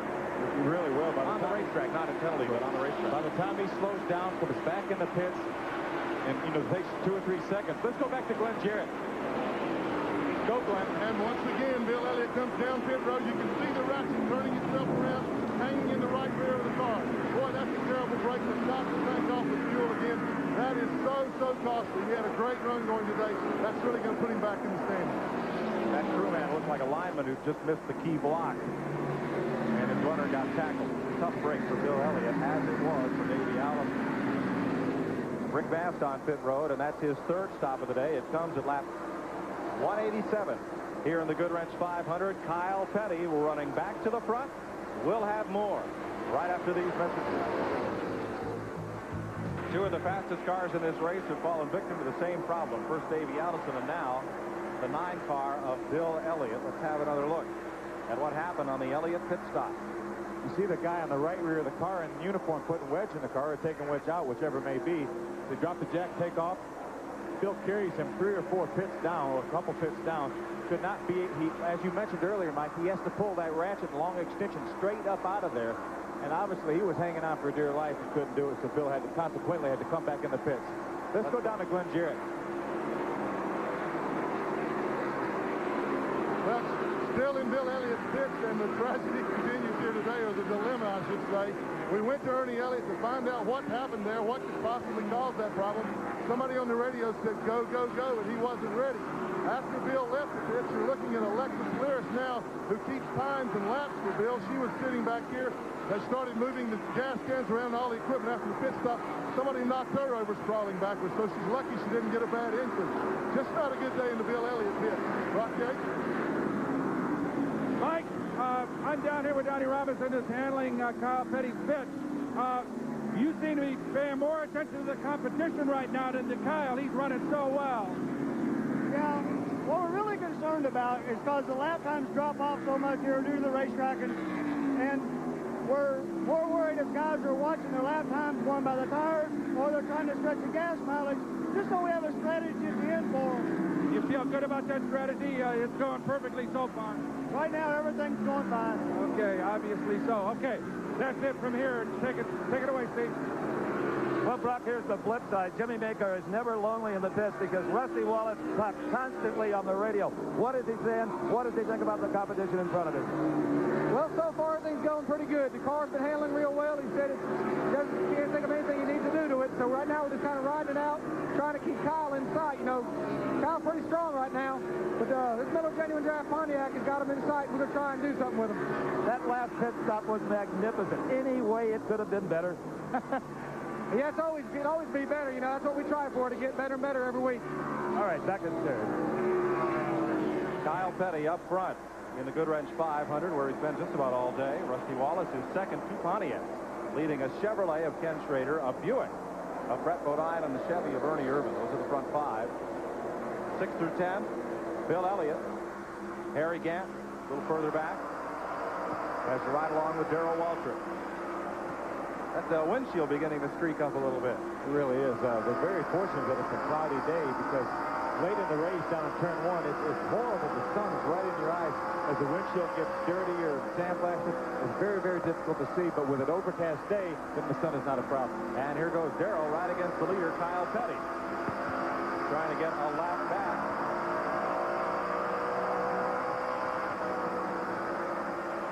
Waltrip, we are showing as the end of a lap down, unofficially moving against race leader Kyle Petty. So he may have just gone 2 down. Back into the corner, down at turn 1. He sure wants to get one of those laps back, Mike. Darrell's doing all he can do to try to get back by Kyle Petty. That's the Mickey Gibbs car on the inside, the new Barry Dodson effort. As they move past, and Darrell a little bit higher on the racetrack. Kyle Petty's been running like he's been tied on a string, and here's the Derek Cope car. In trouble.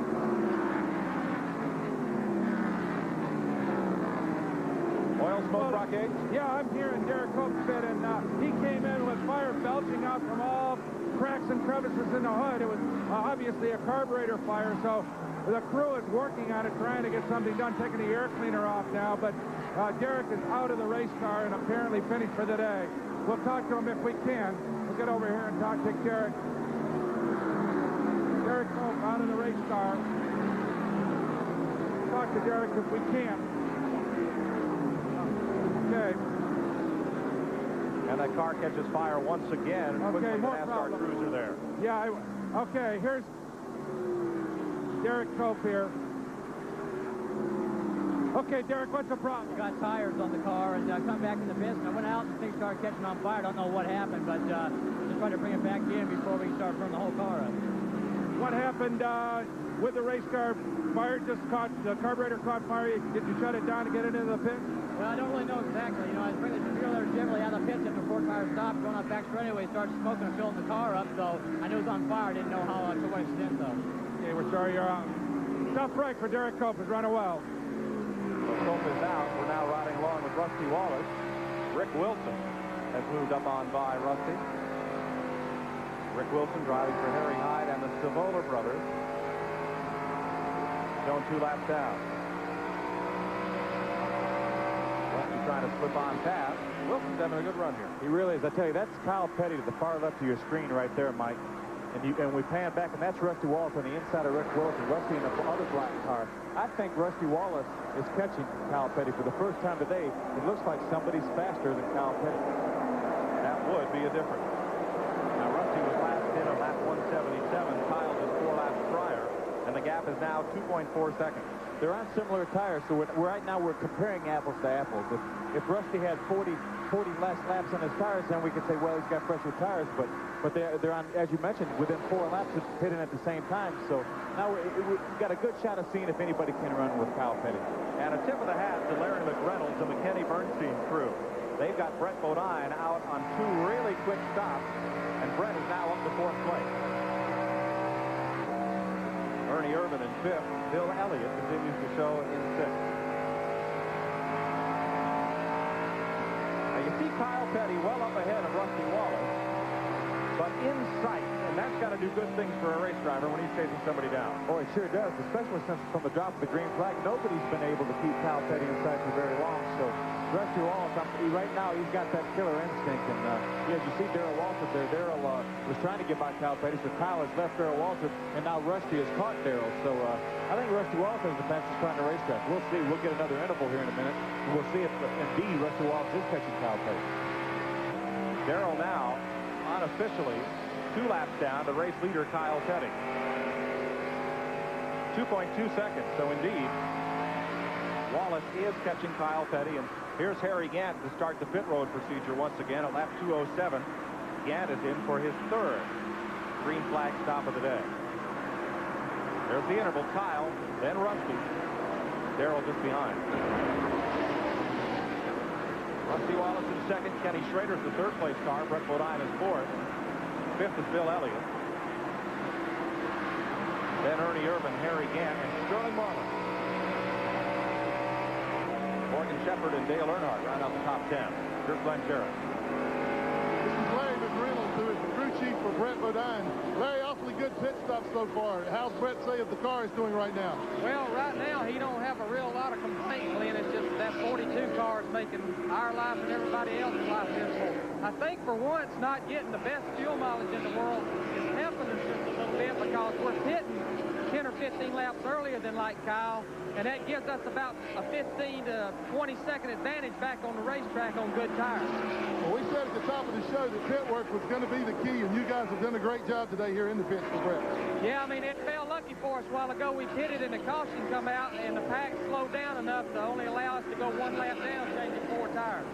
Well, they're satisfied so far, but they're just having a lot of trouble keeping up with that number 42 car. Well, next time he comes around, he's going to be a spot further back. Bill Elliott just put the move on Brett Bodine, and that will change 4th place. Trying to move past Rich Bickle, the Wisconsin driver. There in the 47 car. Back up front, riding with Kyle Petty as Rusty Wallace tries to reel him in. We're approaching the halfway point of the Goodwrench 500, and we'll be back with more on TNN right after this. As Kyle Petty fights to put Ernie Irvan 1 lap down, Rusty Wallace is there. And somebody else may lead this race other than Kyle Petty, except for during the run-up pit stop. Because Rusty Wallace, you know, before the break, he was like almost 2.5 seconds behind. Here he is right on his bumper. So Rusty Wallace definitely is the quickest car on the racetrack. Whatever Jimmy Makar includes into that car was exactly the right thing at the right time. Irvan is trying to stay on the lead lap, and he is holding off Kyle Petty in the 4 car, but look how Ernie scoots up the racetrack. The leader is underneath and by him. Ernie Irvan just cannot quite run with these 2 cars right now, but I think if we can see Rusty Wallace, if he can get by the 4 car and catch back up to Kyle Petty, we could have a real good race for the lead. Ernie Irvan is the 6th place car, and he goes 1 lap down. Kyle Petty, the race leader. Rusty Wallace right on his bumper for 2nd. Ken Schrader runs 3rd. Bill Elliott is back up into 4th. Brett Bodine, good solid run in 5th place. 1 lap down, Ernie Irvan, Sterling Marlin, Dale Earnhardt, Ricky Rudd, and Michael Waltrip. The top 10. Just behind them, Morgan Shepherd, Dale Jarrett, and Darrell Waltrip. Riding with Rusty Wallace, and at that distance, the back bumper, that 42 looks kind of wide. You know, we talked earlier in the show that Felix needed to tell Kyle to slow down to get on TV. Well, maybe he just listened to, maybe Felix overheard him, or maybe he listened to him. Could be. Here's Steve. Well, I'll tell you, here in the 2 minutes, the crew staring at this run straight away, hoping to see Rusty Wallace. And you got the lead, Jimmy, you got the lead. For the Jimmy Makar, you got the lead, number 1. Well, long way to go yet. We're just going to have to pace ourselves and see if it'll last. Well, he still liked it anyway, believe me. 26 laps from halfway.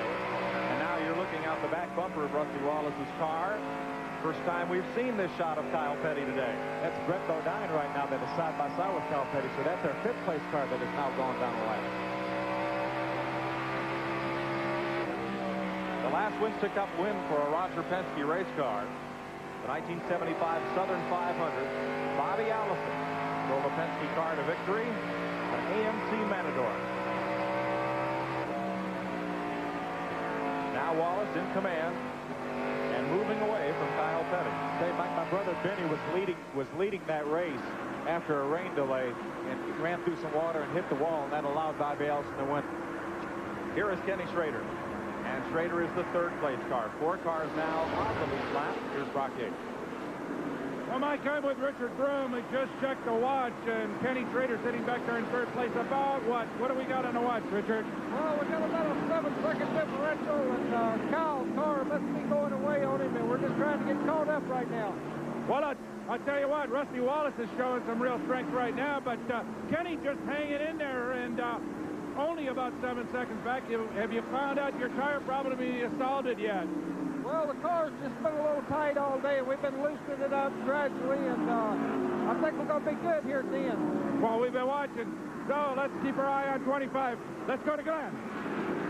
Ernie Elliott keeping a watchful eye on Brother Bill out there. Ernie, despite all the problems he's had here in the pits, Bill's still doing a tremendous job on the racetrack. Yeah, you know, we messed up on the last pit stop. Left the wedge reach in the car and let it come back in, but the car's running real good. I mean, we're real happy with the way it's running. We just wish we hadn't messed up. While we were away there, we were watching them file down the edges on this ratchet wrench so we make sure that problem doesn't happen again. Yeah, we're going to make sure it doesn't happen next time. Okay. Bill Elliott having a good run here despite that one small miscue on pit road. Ernie Irvin is on pit road as we watch Elliott circulate. And Dale Earnhardt running in the top 10 just a lap down. There's Earnhardt against Dick Trickle, who spent some extended time on pit road and in the garage here today. The championship team for 1990 and for several times operates out of Welcome, North Carolina, in Richard Childress's huge and immaculately prepared race shop. Be hard to find a friendlier place than Welcome, North Carolina, home of Childress Racing and the number 3 Dale Earnhardt-driven Chevrolets, 4-time Winston Cup champs. Engines? They've got plenty of engines.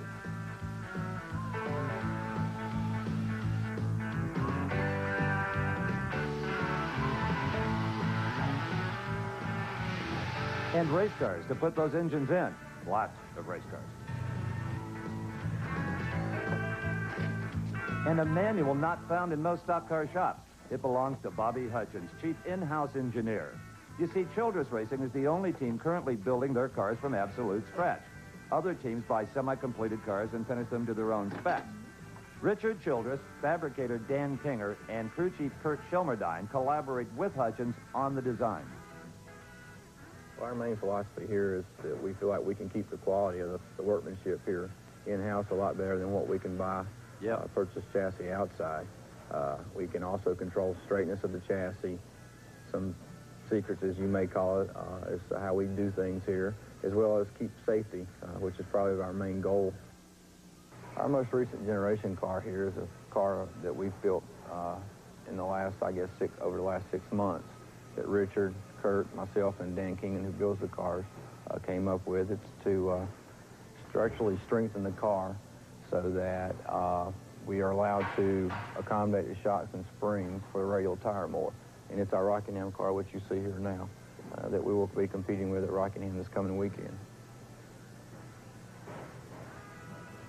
Hard to believe, but all that raw tubing will ultimately form a 200-mile-per-hour Chevy Lumina after thousands of hours of bending, welding, and hand fabrication. When you build them yourself, not only can you keep your secrets secret, you also know them like your own children. In some cases, maybe even better. Well, for instance, the car in behind us is the one we ran in the Daytona 500. It took a little bump on the left front, and with this car here, we can put it back within a thousandth of what it left the shop at. We've got all of our drawings and our blueprints, and we can just come back and put the car exactly like it was before it left. Richard is not quick to retire a car. Sometimes racing again a 2- or 3-year-old model that seems perfectly suited to a particular track. Dale won the Busch Clash this year in an old Monte Carlo, reskinned as Illumina. A look at the Childress shop. Here is Dale Earnhardt's car. By the way, Bobby Hutchins, not just an engineer, but a pretty fair modified stock car driver as well. Here's Brock Yates in the Childress pit. Okay, let's talk to the man, Richard Childress. Richard, we've got you one lap down, but Dale's starting to show some strength now as we approach halfway. Well, we're just going to keep working with the car and try to see what happens. With a race like this, with this kind of a caution setup that we've got now, can he get that lap back? Well, right now, Rusty and Kyle's running real well, and we still don't have our car right, so it's going to be tough. Okay, well, keep working on it. Okay, Glenn? Well, you know, Brock Yates, for all that preparation and building of the cars that they do back home in the shop, sometimes things dictate that you have to do some stuff here at the racetrack. You can see all these front-end steering components on this board here, Heim's joints, ball joints, tie rod ends, connectors, and so forth. These things are all here in case somebody has a wreck. They can replace this stuff on the car, getting back out on the racetrack without a great loss of time. As we move up a little bit here, you can see also the front windshield. These guys can change these windshields in about 30 seconds or less. So they've come prepared as well from the shop, and they're prepared to repair the cars on the racetrack too. So they're ready at any time for any given situation. And you Saturday night short trackers, take note, those parts aren't just stacked all in a box. They're arranged with tie wraps on a board where you can find the right part when you need it. Back up front, Rusty Wallace leading Kyle Petty. At lap 225, Kyle was the leader with 5 cars on the lead lap, 8 lead changes to that point. Average speed dropped to 122.5 miles per hour by the 3 caution flags. Now Wallace in front, and Kyle Petty pulling back. Here are the cars out of the race. Andy Hillenberg with an engine going at lap 8. At lap 16, Jimmy Spencer and Terry Labonte collided. Stanley Smith, the Alabama driver, pulled his car in. Bill Meacham from Charlotte lost an engine, and Jeff Bourbon is out of the race as well. 235 laps now on the board. We'll be back to Rockingham right after these messages. Now, come on, you faithful NASCAR fans. You didn't think we were going to let the lead change hands during commercial, did you? Rusty Wallace is still in front. Kyle Petty got underneath him but couldn't deal with it. Ken Schrader is third. Bill Elliott fourth, and Brett Bodine is in the 5th position. Just moments ago, Chad Little slipped underneath Kyle Petty while Kyle was trying to get past the Morgan Shepherd car, and that is Chad Little, you see, lined up right behind leader Rusty Wallace. I think it's a situation, as we talked earlier, Chad Little probably has stopped the tires recently. He has a lot fresher tires, so it was fairly easy for him to drive by Kyle, and it probably will do the same thing to Rusty Wallace. You see Mark Martin, probably with fresher tires than Kyle Petty, drive around the outside. We've got Brett Bodine, the 5th place car, in the pits now. At lap 240, Brett Bodine makes his 3rd stop of the day, and this is a scheduled stop. Well, Larry McReynolds and crew, they've been fast all day. They're going to put 4 tires on Bodine. He will lose a lap to the leaders as they come past. Rusty Wallace in number 2. In the Pontiac out front, Chad Little hanging right with him. You're watching NASCAR Winston Cup Racing live on TNN, NASCAR's country home. In our inaugural presentation of Winston Cup Racing. Hope you're enjoying it. Along for the ride with race leader Rusty Wallace. But Chad Little has now gone past the leader to get back a lap. And here comes Mark Martin, who just passed Kyle Petty moments ago. It looks like he'll do the same thing with Rusty Wallace on the inside. 1.4 seconds is Wallace's advantage over Kyle Petty. 4 laps to halfway. Let's check in with Steve. Just an observation on Rusty Wallace. He has always been a fun driver to watch, a charger, a man who will take chances and risks. But they say as we get older, we get a little wiser. And I think maybe Penske is giving him a little wisdom as well, because Wallace is pacing himself. I think had Penny got around him, he'll let him go a little bit rather than further abuse his tires. Rusty Wallace is driving a very smart race. Well, he's got a pack of cars right ahead of him. Bobby Hillen there as Rusty moves around. Then Mark Martin dead ahead. Chad Little is now boxed in behind Wallace on the inside of Bobby Hillen. Move over flag being shown to Hillen. There's Chad Little, that white and orange car, number 19. And Hillen in the Rob Morosa Memorial Machine. Taking over that ride from Sammy Swindell. he is being shown presently as 2 laps down. Make that 3 as Wallace goes by. 2 laps is halfway, and the leading driver, if it's under green, picks up $10,000.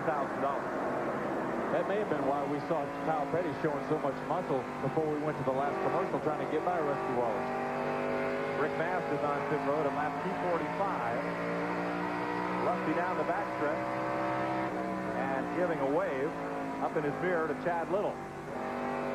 Little going up high. Wallace is pulling right up on Jeff Bodine. And here comes Rusty down the front straightaway. Ring the cash register, please. Ka-ching, $10,000. So our leader at the halfway lap is Rusty Wallace, who takes home the $10,000 bonus in the right guard halfway challenge. If you called in to register, stay by your phone. If the right guard people call you, you could win the keys to a new Pontiac Grand Prix SE. Rusty Wallace is the name to know. Now they're moving up on Jeff Bodine, who is a lap down in 14th position. Trying to keep from being 2 laps down. Around the Mickey Gibbs car once again. Back straight away. And into turn 3. Now, how will Brett Bodine react to Chad Little? That's not a car he's used to seeing coming in his mirror at speed. I think Jeff will realize that Chad Little has fresher tires on him than he does. I mean, he's not going to, more than likely not going to just move over, but Chad Little looks like he has so much better tires that it's going to be a matter of just driving up beside Jeff, and then Jeff sees him there, sees that he's there, and he's just got to let him go, that's all. That's exactly what happens as they roll off into the corner. That is not for position. Little is a lap further down to the race leader than Bodine. Here's Dale Earnhardt and Sterling Marlin. This is for position. This will be back at about 7th place. Bobby Hillen on pit road in the Moroso machine. Earnhardt and Sterling Marlin for 7th place. And Sterling has had quite a start to the season. He's 3rd in the Winston Cup points with a top 5 and a top 10 finish. Daytona and Richmond, respectively. Just had a terrific race at Daytona. Finished 2nd. He was running about 4th or 5th on the last lap, 3 laps to go, and ended up 2nd. We've got Jeff Bodine now in the pits, so you can tell that his tires were well worn. It's time for his pit stop. Morgan Shepherd as well. This is the first time today that the 2 Junior Johnson cars have not stopped on the same lap. Pete Wright has the car in the air as Tim Brewer changing the right front. There goes Wright around the front of the car. Now Mike Hill comes around back from the right rear to help out on the left rear tire. Henry Benfield wheels that tire away. He's all finished gassing the car. And Old Precious, Buck Green, long gone with a catch can. Tim Brewer gives the driver a wave, and away Jeff goes back into the fray. Time, 24.1 seconds. Rusty Wallace and Dale Jarrett there. Going back and forth. Dale Jarrett shown as more than 2 laps down. Check that, as 1 lap down, now 2 to the race leader, Wallace. Jarrett 10th in the Winston Cup points coming in here with 1 top 10 finish. 7th place once again at stake. This time it's Mike Waltrip nestled up against the back bumper of Sterling Marlin. And with Bodine just in, we'll expect Marlin on pit road soon. Say, Mike, when these cars are out there for 80 or 80-some odd laps on these tires, it looks like they just stop in the middle of the corner. Mike Waltrip gets underneath Sterling Marlin, got right up against him in the middle of the corner, got Sterling a little bit loose, drove up underneath him, brought Mark Martin along with him in the 6th car. As that happens, Dale Jarrett's on pit road. Here's Glenn. We're in Dale Jarrett's pits. He has come in for his regular scheduled pit stop now. In the 4-tire change, this is the Wood Brothers pit crew. They wrote the book on how to do this fast and efficiently. Good pit stop going so far. The car is now down and away. That's a very good pit stop. That'll make up some time on the racetrack. So Dale Jarrett, who just went 2 laps down to the leader, now heads back into action as we continue under green. Rock Yates. Okay. Mike, I'm in with Waddell Wilson, who doesn't want to talk right now because they're going to bring in Ricky Rudd and lap 261 just a couple away from now. So their concentration levels are pretty high. But let's keep in mind that the Rick Hendricks team now has two teams in the top 5. So Ricky is showing some strength now. Mike? Here's the other Junior Johnson car on pit road, Sterling Marlin. This is the Mike Beam-led team. He'll get 4 tires as well. Big chassis adjustment there for Sterling. Looks like everybody's taking wedge out of the car, though the sun popped out here a few moments ago, Mike, so that could change the engine characteristics of some of these cars. 26.5 seconds for Sterling Marlin. Rick Wilson hitting the Stavola brothers car at lap 256. This is the 3rd green flag pit stop of the day for these cars.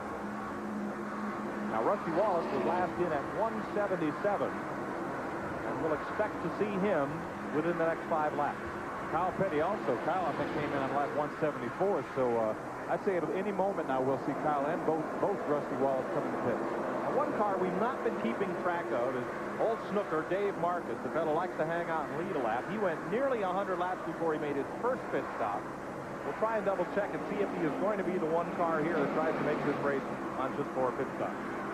I don't think anyone else can do it from what we've seen thus far. No, I'm not sure, Mike, since Dave Marcus is pitting on the backstretch. He may have pitted on one of those early caution flags and got fuel only, says why he went so long. We'll try to double check on Marcus. He's presently showing 7 laps, so that strategy won't win him this race. He's 7 laps down. They had one long pit stop after he was involved in that spin with Harry Gant and Richard Petty. 258 laps. We're in a green flag run of pit stops. Here at the North Carolina Motor Speedway, Mike Waltrip peels off down pit road in the Bahari racing car. Here at lap 259. His 3rd scheduled stop of the day. And Kyle Petty, you saw battling there with Hut Strickland. You know, Mike, we can almost watch the race and tell when somebody's getting ready to pit. You know, we watched Sterling Marlin a few laps ago, Michael Waltrip, and Martin drove by him in the corner. Then boom, he comes in the pits. Michael Waltrip. There's Michael Waltrip. Go to him, Jared. In Michael Waltrip's pit, there's a little problem now, and they let the car down a little late, cost them about 5 or 10 extra seconds down to Brock Yates. Okay, Mike. We're in the Ricky Rudd pit. Waddell Wilson all set to go. He's got the sign in his hand. Waddell is very intent right now. These guys sitting up here in the 5th spot. So here comes Ricky. He should be coming down pit lane at any moment now. The sign is out on that number 5 automobile. Okay.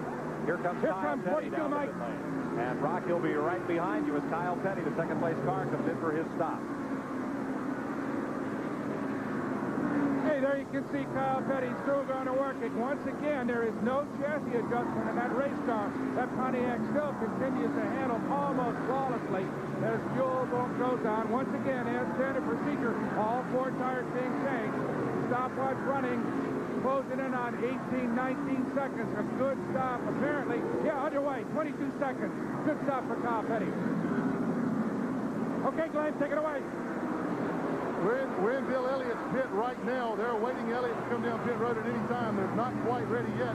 Let's go back topside. We'll holler when he comes down. You saw service completed on the Ricky Rudd car. Gary Smith getting that 2nd can of gas in and Rudd pulling away. Dale Earnhardt also came in on that lap, 261, 24.3-second stop. And here's Davey Allison in the pit lane at lap 263. Spokesman a bit coming in.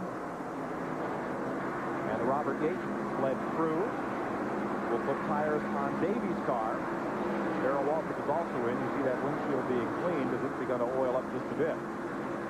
And here's Rusty Wallace, the race leader, is on pit road. Steve Evans is there. Rusty Wallace is in the pit, and his crew is attacking the car. The men changing tires all have knee pads on. They do it without them. Mechanically windshield, fuel. This will be a 4-tire change as well. All of the crewmen wearing headsets. They can communicate not with each other, but with Jimmy Makar, their boss. This is another brilliant stop on the part of Wallace, who also, as we've seen, is driving a brilliant race. Wallace is away. Brock Yates. Okay. Mike, this is the Kenny Trader stop. Quick stop. Nope. Again, no chassis changes for Kenny. We were told Richard Broom is saying that they still a little bit loose, but Kenny gets underway. Good stop. Back to you. Glenn Jarrett. Okay, Bill Elliott is now coming down pit road. The gas man's got the gas up on pit wall. I'll guarantee you that you won't see any mistakes like you saw the last time. Ernie Elliott is telling the guy he's going to put in 1 round of bite in the car. As we said earlier, Ernie had that thing filed down. He said he would not would not make that mistake again. He laughed about it then. Earlier on, it wasn't so funny. Here's Bill Elliott right now. Let's watch him go to work. On the right side, Dan Elliott, Russ Bale changing tires. Dan is changing the right front. He will change tires at Atlanta, and then that's it. He says that's his last race working pit road.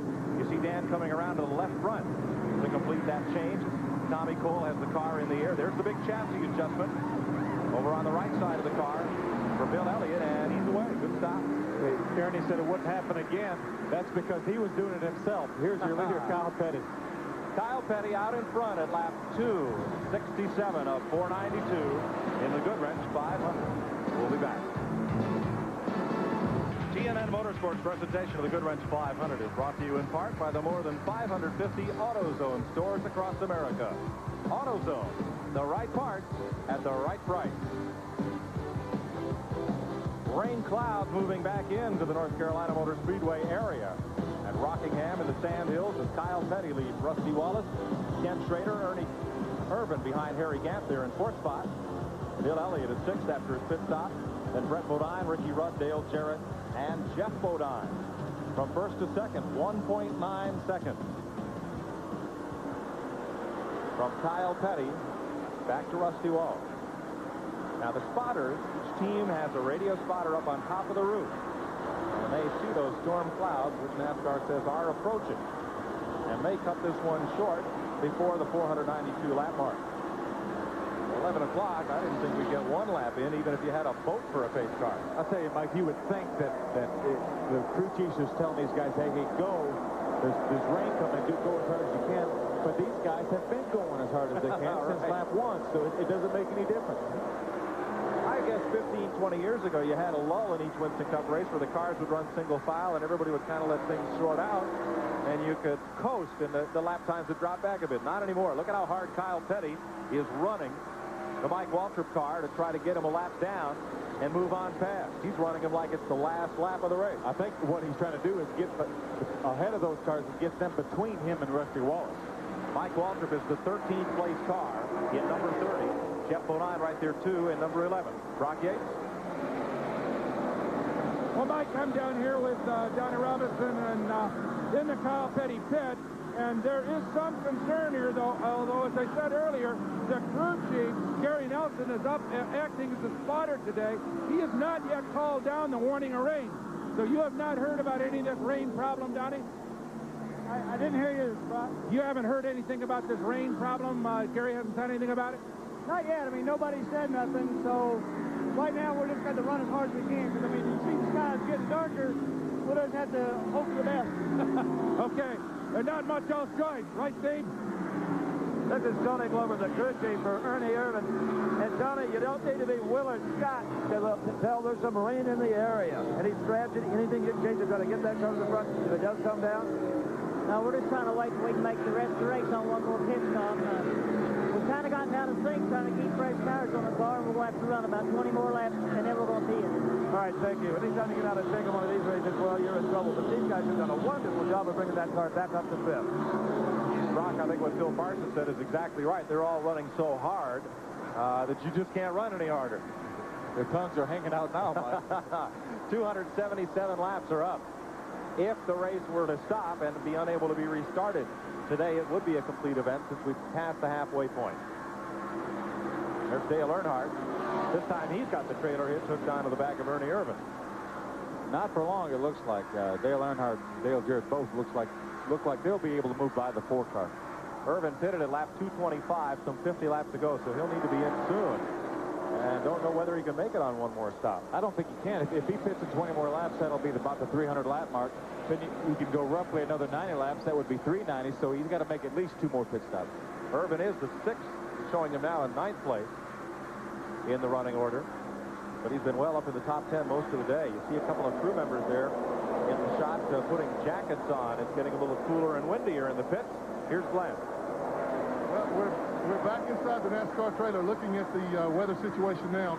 And, Bruce, what point us out there. Show us where we've got some weather coming from. We can see it looks like it's coming from the east now.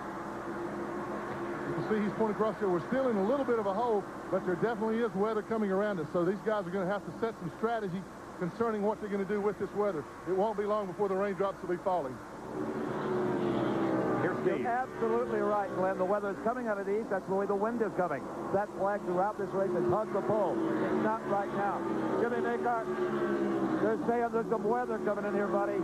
Yeah, I know. We've heard about it. That's what we're trying to hustle up and catch Kyle right now. Try and beat him before this weather gets here. Thanks a lot. Okay, Mike. Harry Gann is on pit road at lap 280. They've been stopping every 70 laps. Here's Brock Yates. Well, Steve, I'm in the same situation as far as Richard Grove is concerned with Kenny Schrader. Richard, as he said, you're probably aware that we got a front coming back in on us, and this threat of rain increases by the minute. Any other choice they got to run as hard as you can? Well, I'm not really sure what your question was, but I think the car is, the car's coming around. I think we're going to be here in good shape before it's over with. Well, you can't put rain tires on, so you just got to run as hard as long as it's dry, right? Well, that's kind of what we're thinking. In other words, we're looking at the window, and I know the rain's coming, so maybe the good Lord will be with us. We might pull one out here. You wouldn't dare jump in and put on a fresh set of rubber just a sprint before the rain comes down, would you, or would that not pay off for you? Well, I'm not sure. I don't know what to say to that question. Okay, big gamble coming up here for everybody, Mike. And for Kyle Petty, a big black Pontiac coming up in his rearview mirror as Rusty Wallace closes in on the leader. We'll be back with more of the Goodwrench 500 live on TNN after this. While we were away, Ernie Irvin made a pit stop, a scheduled one, and Rusty more of the Goodwrench 500 live on TNN after this. While we were away, Ernie Irvin made a pit stop, a scheduled one, and Rusty Wallace, the man you're riding with now, has been attacking the field like Buckaroo Banzai. He put a move on Sterling Marlin, and Dave Marcus went right to the bottom of the racetrack to get it. Let's look at the leaderboard. Kyle Petty and Rusty Wallace now just a few car lengths apart. Kenny Schrader in third, Bill Elliott fourth. Brett Bodine, great run for Brett today, in the fifth position. Here's Sterling Marlin slowing down up in turns 3 and 4. Now, this would be a bit early for a scheduled stop. He was in at lap 255 just some 40 laps ago. I would think more than likely it's an engine problem, the way he shut it off over there, Mike. He's obviously not out of fuel. Marlin was coasting there through 1 and 2, and will try to make it around to pit road. And the Mike Dean team. Rusty Wallace, that's Rick Wilson he's working against. One of the lap cars in the Stavola Buick. That's all that separates him from race leader Kyle Petty. Mike Beam comes over the wall and under the hood. But not in too big a hurry, Mike. So I would think that the engine is probably shut off, and they're just going to look and see maybe if they could do something quick. But you know, they look for maybe the coil wire fell out, but more than likely it's something more serious than that. Well, maybe the coffee's ready. 290 laps. 492. 202 laps to go. Still a lot of racing left to go here today at the Rock.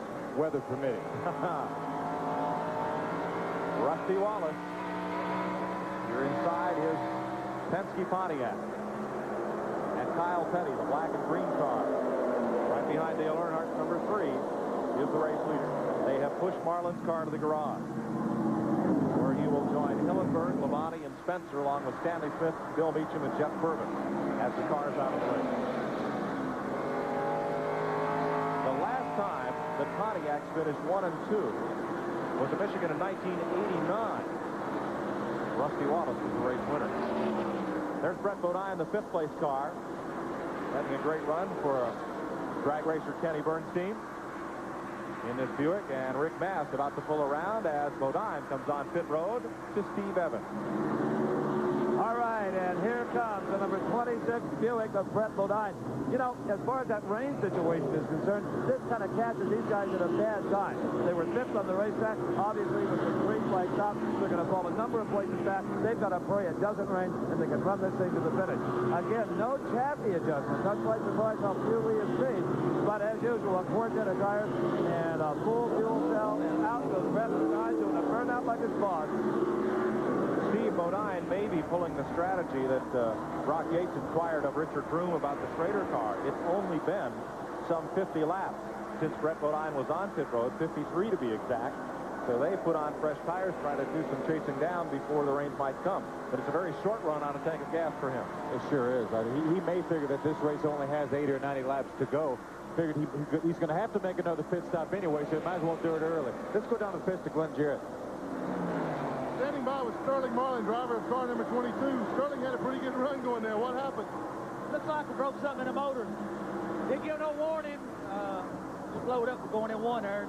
Wasn't no oil enough, so they didn't throw the caution. Still called backside forward, run good, but got behind on early pit stop.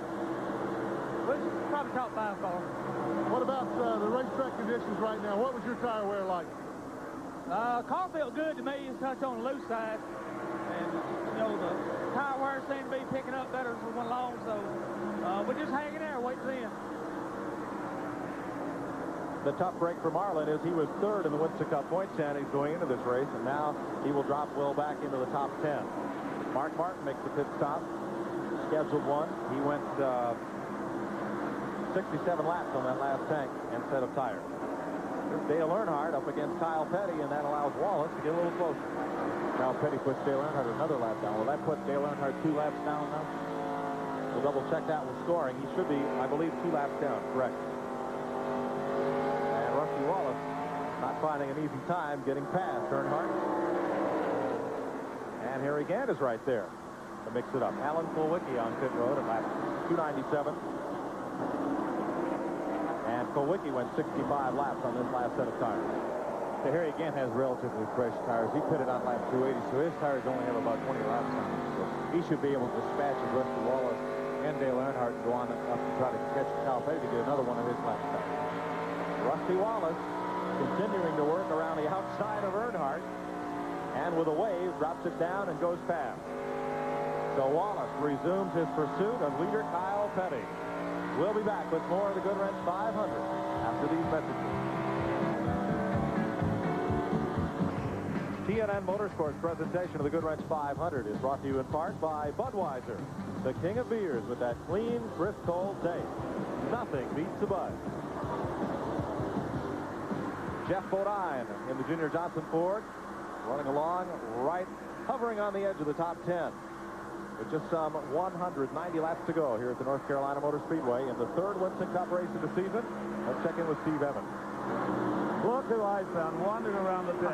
For 26 years, Harold Kinder was the chief NASCAR starter in retirement, they tell me, but he's got a headset on so he can monitor all the action. What do you think of this rain deal? What would be your strategy if you were a racer? Well, Steve, I think if anybody's guessed at this time, at this stage, you know, that's part of the race when the guys really show their stuff. So it's a lot of good racing left yet. I think we're going to be inside for a good finish here. How's retirement? Can you stay in retirement? How's retirement, buddy? Well, somebody asked me what was I doing standing here at the start and finish line. I think I spent more time here at this line than any time during a race. I feel comfortable here. Catch a lot of fish for me, will you? Thank you. All right, let's go to Brock. Well, Steve, down here in Kyle Petty's pit, it looks more like a tire test. These guys are just laid back, relaxed, nothing going on, as you can see. They've got a pit stop coming up around lap 350. That's their next scheduled stop.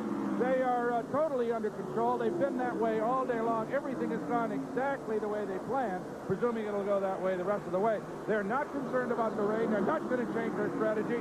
They're just going to keep chugging along as they've done all day. Oh, how are things going down at your end of the pit, Glenn? Well, you might be wondering why I'm standing here with my arm around this pretty young lady. I can do that. She's my sister. This is Patty Jarrett, Patty Makar. She'll always be Patty Jarrett to me, but she's married to Jimmy Makar, who is the crew chief for Rusty Wallace.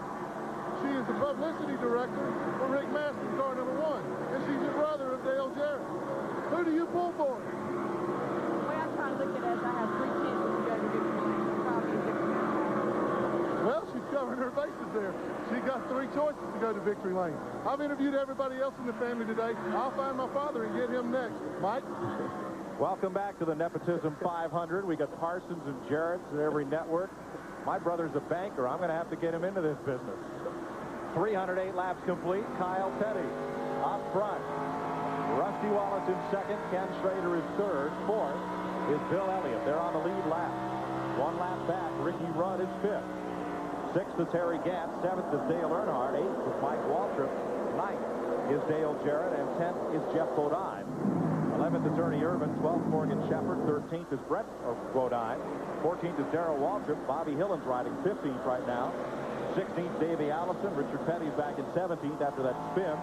Rick Wilson is 18th, Mark Martin is 19th, and Mickey Gibbs is 20th. I'll tell you, Mike, one interesting thing about Kyle Petty's car. You know, the way he dominated last year, won almost $300,000. You would think that they would save that car for Rockingham. That car raced 12 times last year.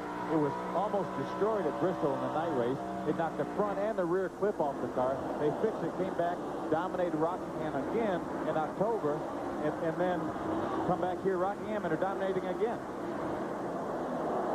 Kyle Petty with quite a car for this racetrack. Same car he won with here last year, but boy, has it been bent and battered around ever since.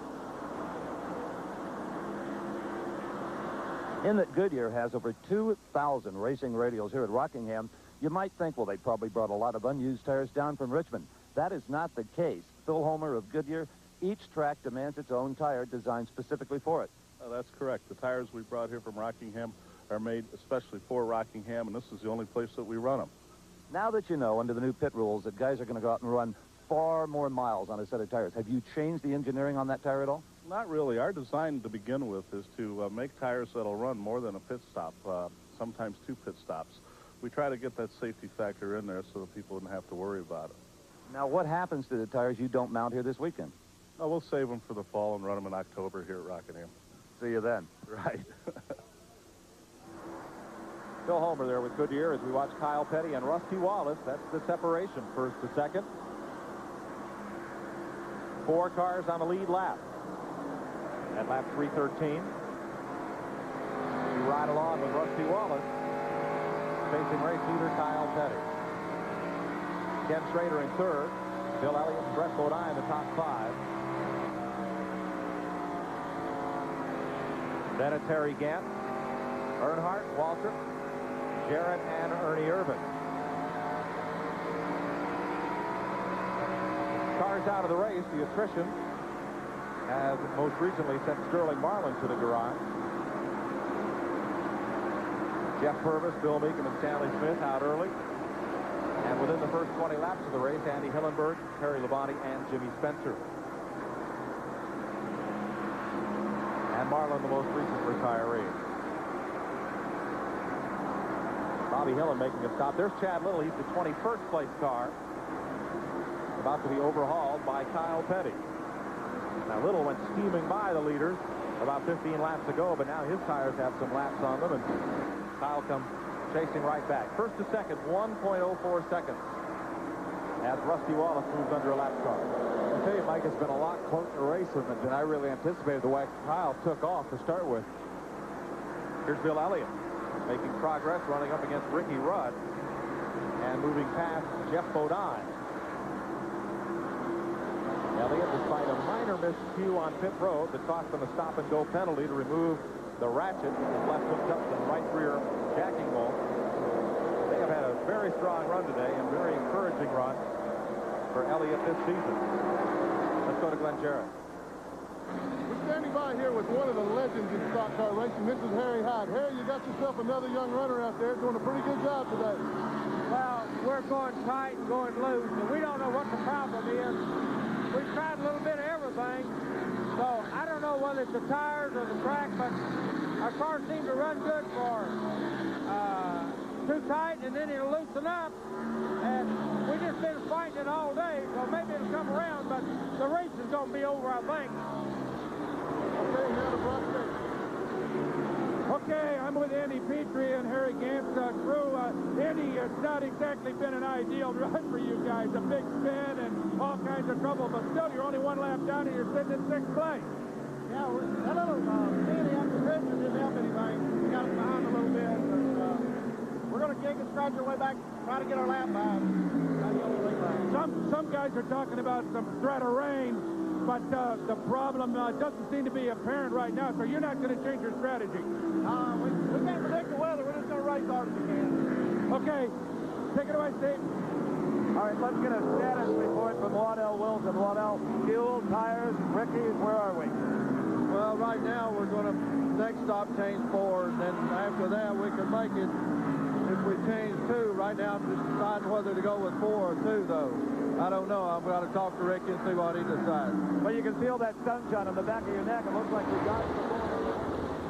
Well, I couldn't believe this morning that it was going to turn around and be able to get the race in, but thank God it did. Let's go back to work. Thank you.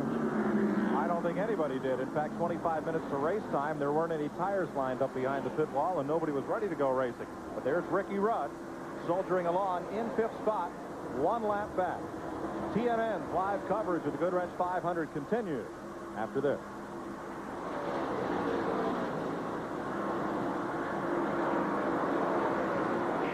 Back live at the Goodwrench 500, riding along with Rusty Wallace in 2nd place as he chases down Kyle Petty. Both driving Pontiac Grand Prix, and there's a new Grand Prix that you'll see soon whizzing around the streets of Mount Airy, North Carolina. It'll be driven by Carolyn Irby, who's today's winner in the Right Guard Halfway Challenge sweepstakes. She correctly named Rusty Wallace as the leader of the halfway lap and won the Pontiac from Right Guard.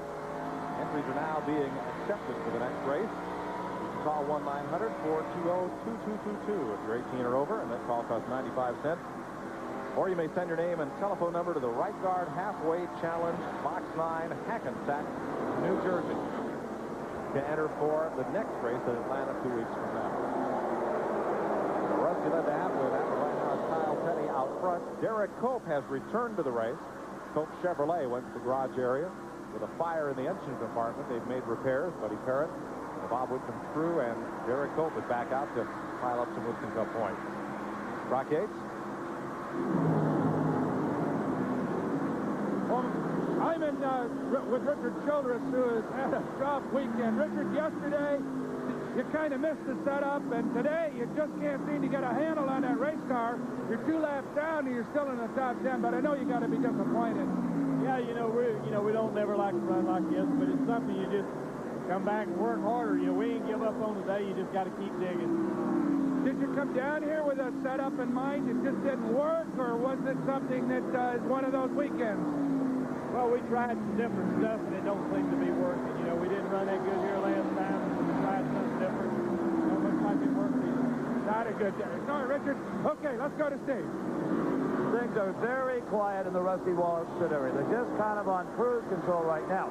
But it's ironic. Rusty driving a Pontiac was the leader in halfway, and Carolyn Irby with herself a Pontiac. But Carolyn, I want you to know, you get a lot better car than Rusty's driving. You'll have lights, and you can go around at night, the windows roll up, no problem, you can throw on a radiator. Enjoy it. And air conditioning and cruise control and maybe a little nicer interior than the one Rusty's got. At least you can seat more people in the car. Yeah, Carolyn. Yeah, Rusty's only seats 1. Well, he's got just as big a gas tank, maybe bigger. Dale Earnhardt, the last won this race in 1987, and the last year in the 2 Rockingham events finished no better than 10th. It's not been his best racetrack. I think really, Mike, this is probably Dale Earnhardt's worst racetrack. And we saw in the feature earlier Bobby Hutchins, his engineer, talking about they're trying something new. It's their latest design that they've been working 6 months on, and that's here at Rockingham. But I'd say they'll probably take it back, and it'll be back on the drawing board for some more work. The man who's in a position to take over the Winston Cup point lead is Ricky Rudd, who came in here in 2nd place, 22 points behind Earnhardt. Rudd is currently running in the 5th position. So Earnhardt is 7th, and if they finish just the way they're running now, Dale would retain the point lead. I'll tell you, Mike, there's a lot at stake out here for both Kyle Petty and Rusty Wallace. Kyle Petty, by virtue of winning the pole, has a chance of winning a bonus of around $70,000 from Unocal. Rusty Wallace, on the other hand, if he could win the race, right now he could get on winner's circle. That's worth about $250,000 over the course of the year. Right now he's not on any kind of a car owner's plan because it's a brand new team. If he can win the race, then he'll be eligible for winner's circle, and that'll be almost $250,000. Wallace, with a new team and a new car number, did not pick up where the Raymond Beetle team left off last year. You're watching Ricky Rudd, who is in the 5th position, just a lap behind race leader Kyle Petty. 333 laps complete in the Goodwrench 500. At the Goodwrench 500, you see those high clouds back up above the North Carolina Motor Speedway. They are dense, but they are higher than the rain clouds we had here early this morning. So the weather's still in question, as both Dale Jarrett and Morgan Shepherd have made pit stops into this run of green flag racing. And, well, like one crew chief said, you can't predict the weather, so you just run as hard as you can. Kyle Petty up front. Rusty Wallace in second, Ken Schrader third, Bill Elliott is fourth, and a lap down Ricky Rudd. He is the fifth-place car. Back in sixth, Harry Gant, Earnhardt, Mike Waltrip, Irvin, and Brett Bodine. Rounding out the top 10, one lap down.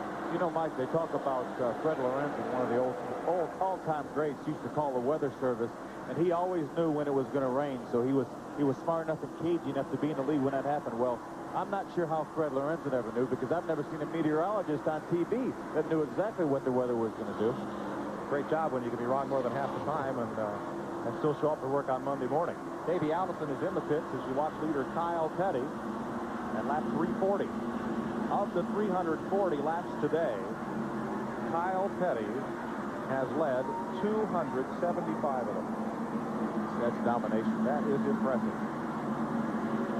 For Davey Allison, his fourth stop of the day, a scheduled one for 4 tires. Down goes the jack. No mistaking that as a signal. Actually, I think it's his fifth, because didn't he have to make a pit stop to take the ratchet out? You're right. I wasn't counting the penalty. Here's Kenny Schrader, third-place car. Schrader's had a good, strong run here today for Richard Groom and team. And it'll be his fourth stop of the day on lap 341. Richard Groom's crew working there. Gas can handoff. Brock Yates is there. Well, we got a good routine quick pit stop here by Kenny Schrader. A little problem, though, with the left rear as it goes on here. Now it goes into place. Kenny Schrader will be back underway again with fresh rubber, presumably for one more sprint, with tires becoming more and more a factor in this racetrack. Good stop for Schrader, though it won't cost him a whole lot of track time. He'll lose a lap to the race leaders, though, as is the norm under green flag finish. Ted Musgrave, the rookie, out there running, getting some valuable track time here as he battles Kyle Petty in car 55. Musgrave. Musgrave's driving the DKO car. It was formerly driven by last year by Rick Mast, and used to be car number 2. People realize are familiar with it being car number 2, but Rusty Wallace and Roger Penske wanted car number 2 for their car, so they bought the DKO, or consequently now he's not car number 55. Now here's Wallace coming up. He'll have to deal not only with Musgrave, but with Huck Strickland's car to have a chance at the leader. The car directly ahead of Rusty Wallace, as you look out his windshield, will be Ted Musgrave.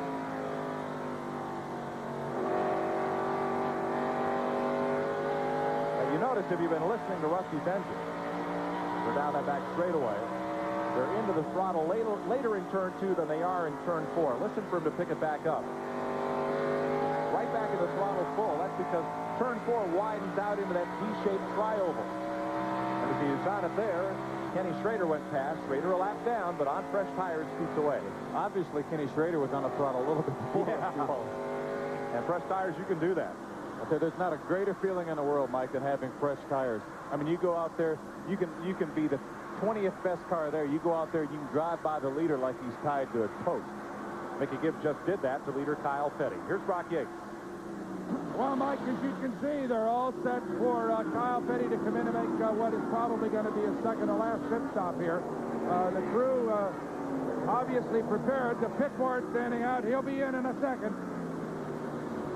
Kyle Petty whistles down the back straightaway and into turn number 3. And that's Felix Sabates' machine. Here's Steve Evans.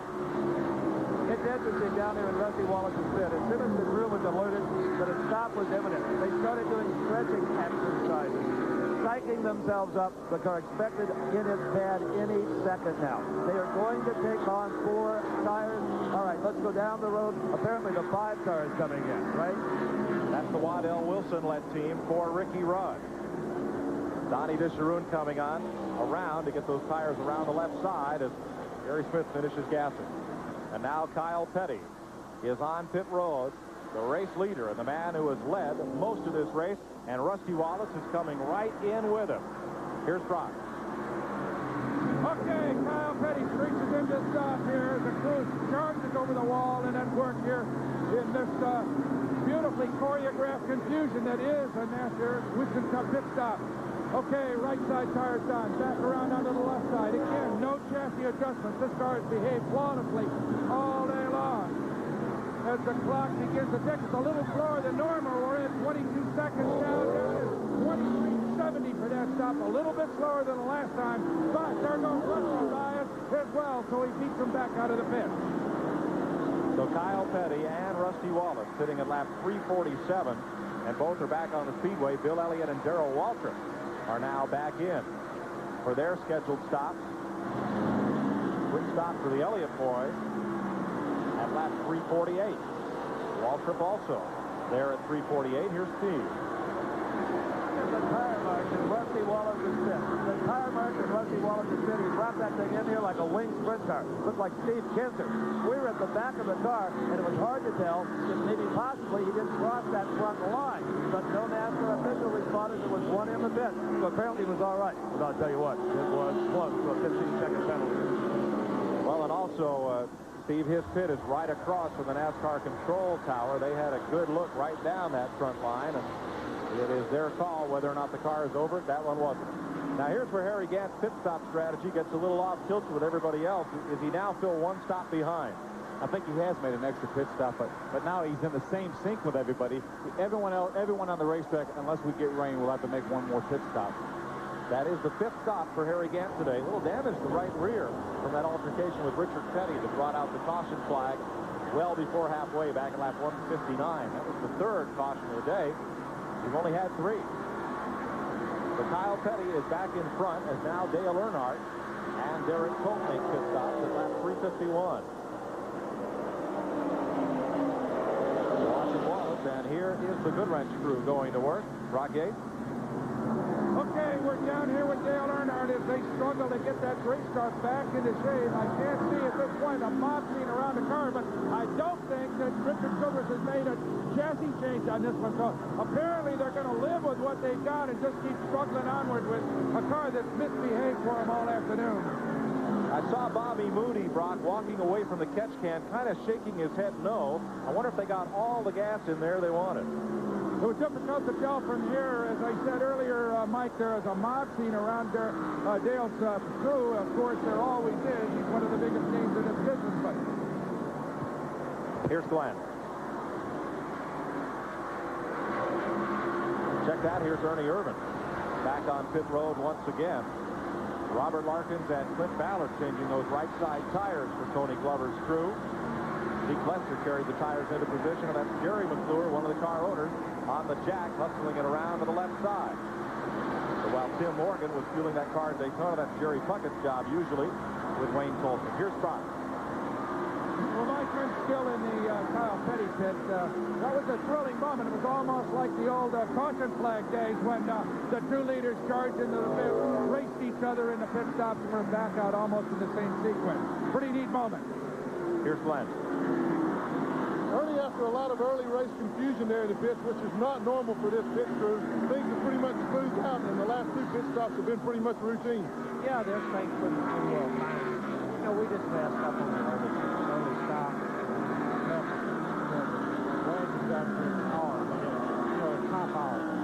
Well, I noticed that the last time there was not a chassis adjustment made, so the car must be pretty much to Bill's liking.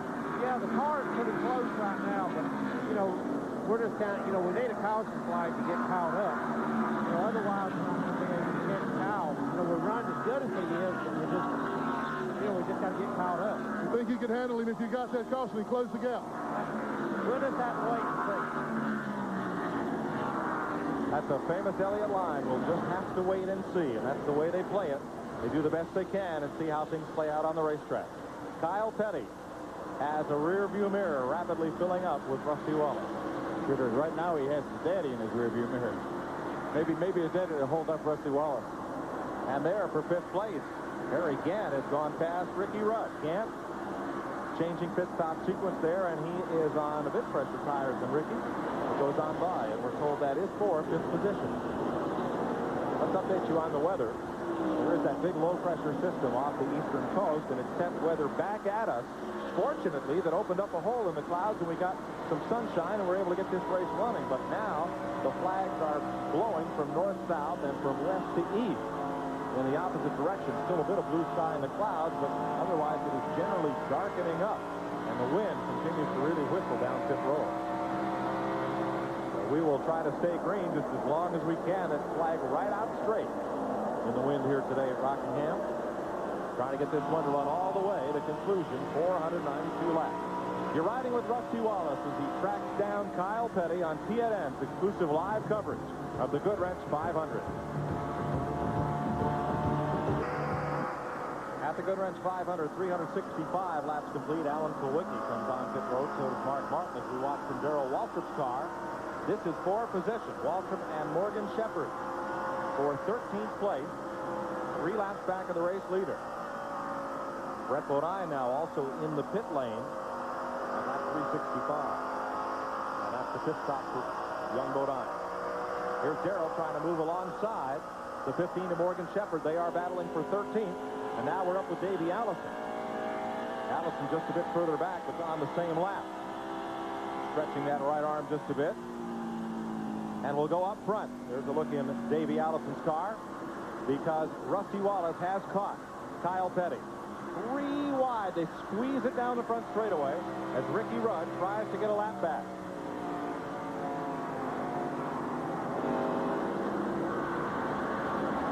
Rudd right behind the leaders. Unsuccessful in that bid. I'll tell you, when we went away to that commercial break, there was about a second differential. And as you can see, Rusty Wallace has closed that up. He's right on Kyle Petty's bumper. I'd say Rusty wants to get in the lead if he can. So Wallace right behind Kyle Petty as the two Pontiacs battle for first. In third, Kenny Schrader with a Chevrolet. Bill Elliott's Ford is fourth, and Harry Gant Chevrolet is fifth. Ricky Rudd there in 6th position. Brett Bodine was 7th, just made a pit stop. Dale Jarrett, Mike Waltrip, and Dale Earnhardt the top 10.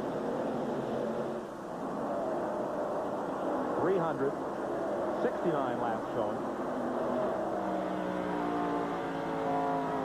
As Wallace is right there. All right, you're Kyle Petty, you're leading the race. How much does that affect the way your car runs and affect the way you pay attention to where you're going when you've got somebody like Wallace just hot on your tail like that? I say Kyle Petty's spending a lot of time looking at his mirror, especially if he doesn't want Rusty Wallace to pass. Kyle has to watch to make sure Rusty doesn't duck to the outside or to the inside. So if he ducks to the outside in the corner, then if Kyle Petty takes his normal line up to the wall, then he'll squeeze him in the wall. So Kyle is probably watching his mirror right now about 50% of the time. All right, next question. So what? If Rusty passes you for the lead, in the grand scheme of things, with still 122 laps to go, is that a big deal? It's not too big a deal, I don't think.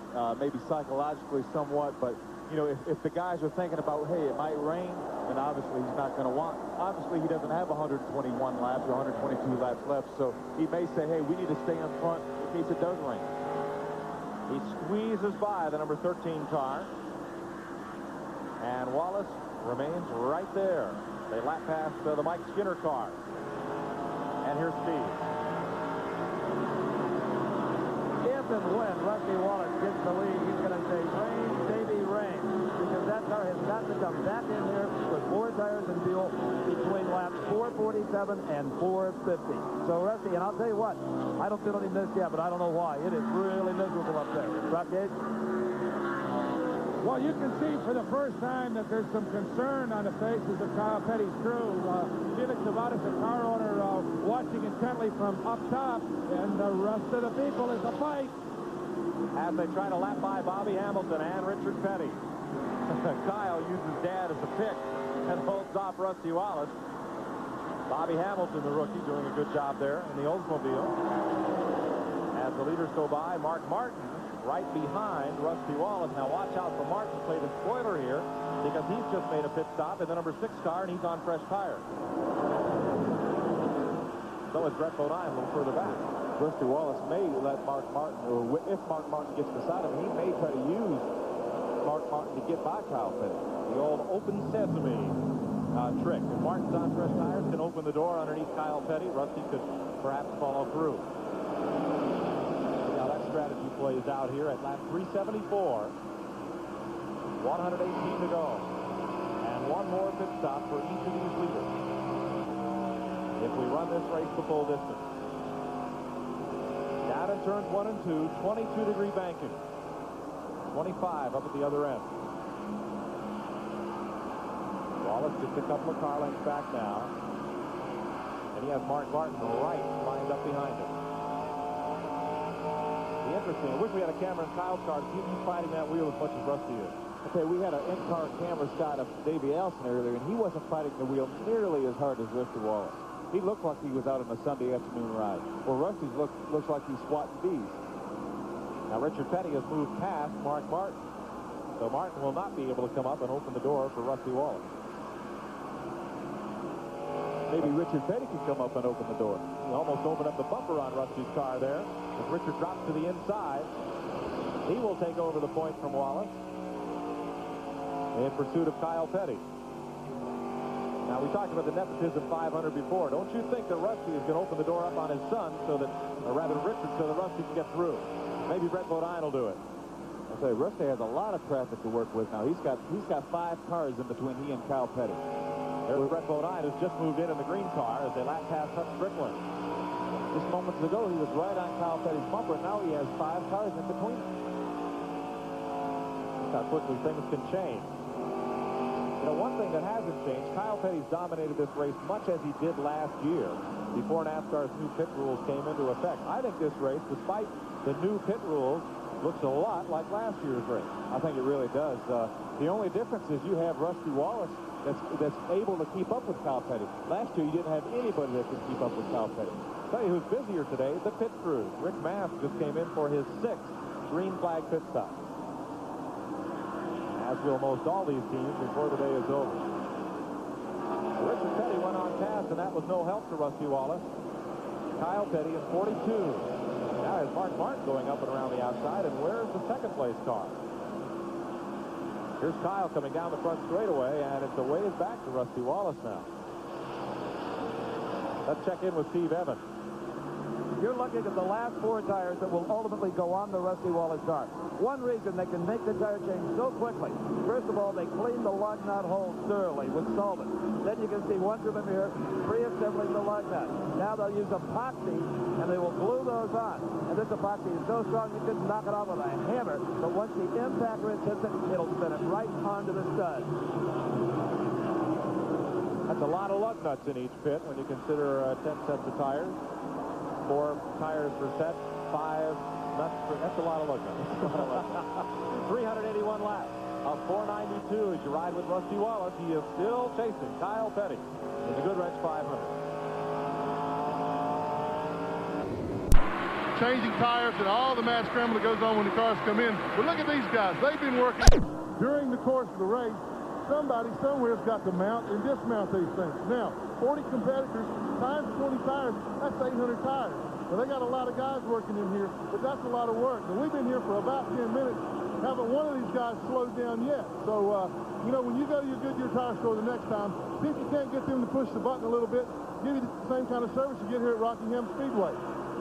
There are easier ways to break into racing, like being a pit reporter, for instance. At 398, here's the way it runs down. Kyle Petty, the race leader. 4 cars are on the lead lap.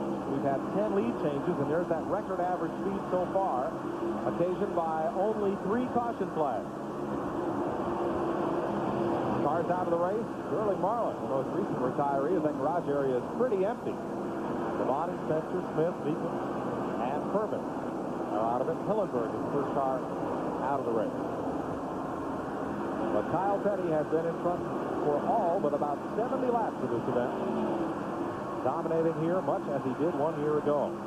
Kyle is in a Pontiac, the brand that has won the last 3 Goodwrench 500. They're going for 4 in a row. There's Bill Elliott's Ford trying to spoil that string.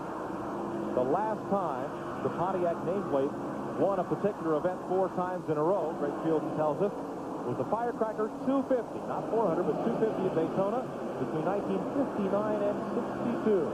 It's been a while ago, Mike. It's been a while. Here's Steve Evans. You know, we've got video cameras, great big ones. Half the fans have video cameras, little bitty ones. The NASCAR also has a video camera. Now, you see that clock out there? That is shot in the same frame as the finish line by this industrial camera. It's black and white. That's all it needs to be. A very tough unit. Now, the reason they do this is for scoring purposes. And it's not just if there's a photo finish for the win. Let's remember, there could be a tight race for the 15th, 18th place. Thousands of dollars are at stake. They can come back and look at these things and make sure the right position gets the money in the point. Rocky? Well, Mike, I've gotten some word down here from the Kyle Petty crew that they think that Rusty Wallace's crew is listening to the TNN telecast. I don't know why that is. Maybe they think we know a whole lot more than they can actually find out. But maybe we ought to ask Steve Evans about that. Well, Brock, as far as I know, nobody's got a monitor down here. I don't think they have cable in the pit. They've got running water and electricity, but the cable franchise hasn't signed up Rockingham quite yet. No, that's not true. No, and I don't think they have cable in the car either. Watching Kyle Petty. He's the race leader. There is Bill Elliott just ahead of him, the fourth-place car. In jeopardy of going one lap down. I say it's very possible, Mike, that they can be monitoring our audio, just the audio, with a scanner. So they could be right. A lot of the race fans have scanners, and so do the team. They monitor each other and the broadcast frequencies as well. Try to get a little extra insight on what's going on the racetrack. So it's entirely possible. I don't know what we're going to be able to tell them. They pitted on the same lap, their last green flag pit stop. So I'm not sure what we're going to be able to tell them. I don't know. Go fast, turn left. If rain's coming, rain's not coming, I don't know. Kyle Petty is doing an awful lot of going fast and turning left today. He's right up, snuggle up behind Bill Elliott. Look at this passing of traffic.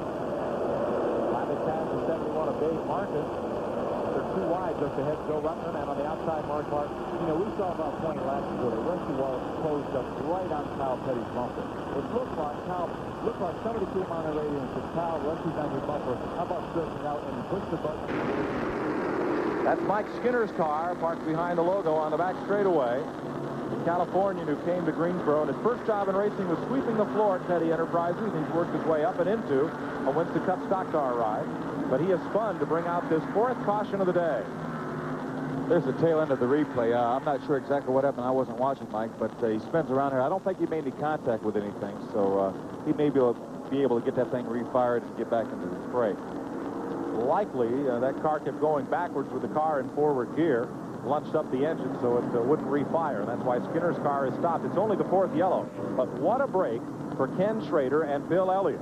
When we went to commercial, you saw Kyle Petty's car just poking into the picture and about to lap Bill Elliott and Kenny Schrader. They were able to come all the way around and stay on the lead lap. So it'll be Kyle Petty, Rusty Wallace, Schrader, and Elliott on the lead lap. Here's Steve. Gas cans in hand, and Rusty Wallace is pit up ahead of Rusty. We can see Ernie Irvin is in for fuel as well. Remember, under the rules, you cannot change tires on a caution lap unless, of course, you want a one-lap penalty. They can make minor adjustments on the left-hand side. However, they are looking under Ernie Irvin's car in the suspension area. I'm not sure exactly what they're doing. They had a jack stand out so they can safely crawl under there, and Irvin is back in it. We're waiting for Rusty Wallace. Now, NASCAR at the start-finish line is holding Jeff Bodine. They are saying that Bodine did not get his lap back before the yellow came out. Bodine had just, I believe, made a pit stop. Now, that was at 3:47, but Bodine was trying to get a lap back at the start-finish line. NASCAR says no, so they're going to put him back in line. He did just make a pit stop, Mike. We didn't write it down, but he had just made a pit stop prior to the caution coming out. And I'll tell you what, I was watching Jeff Bodine, and to me, from up here, it looked like he beat Kyle Petty back to the line. Close call, but the NASCAR officials make that one. I was with you. I thought he beat him back to the line, but they're saying when the caution came out, he was not lined up in front of him. They're saying 42 had received the yellow flag a lap before Bodine had raced it back to the line. So that's the reason why Jeff is put back there. And now we have interesting strategy. 4:13 on the board, 79 laps to go. Brett Bodine, Darrell Waltrip, Bill Elliott, Rick Wilson are all in getting gas only. They can't take tires during the yellow. Does this mean they'll go the distance on that same set of tires?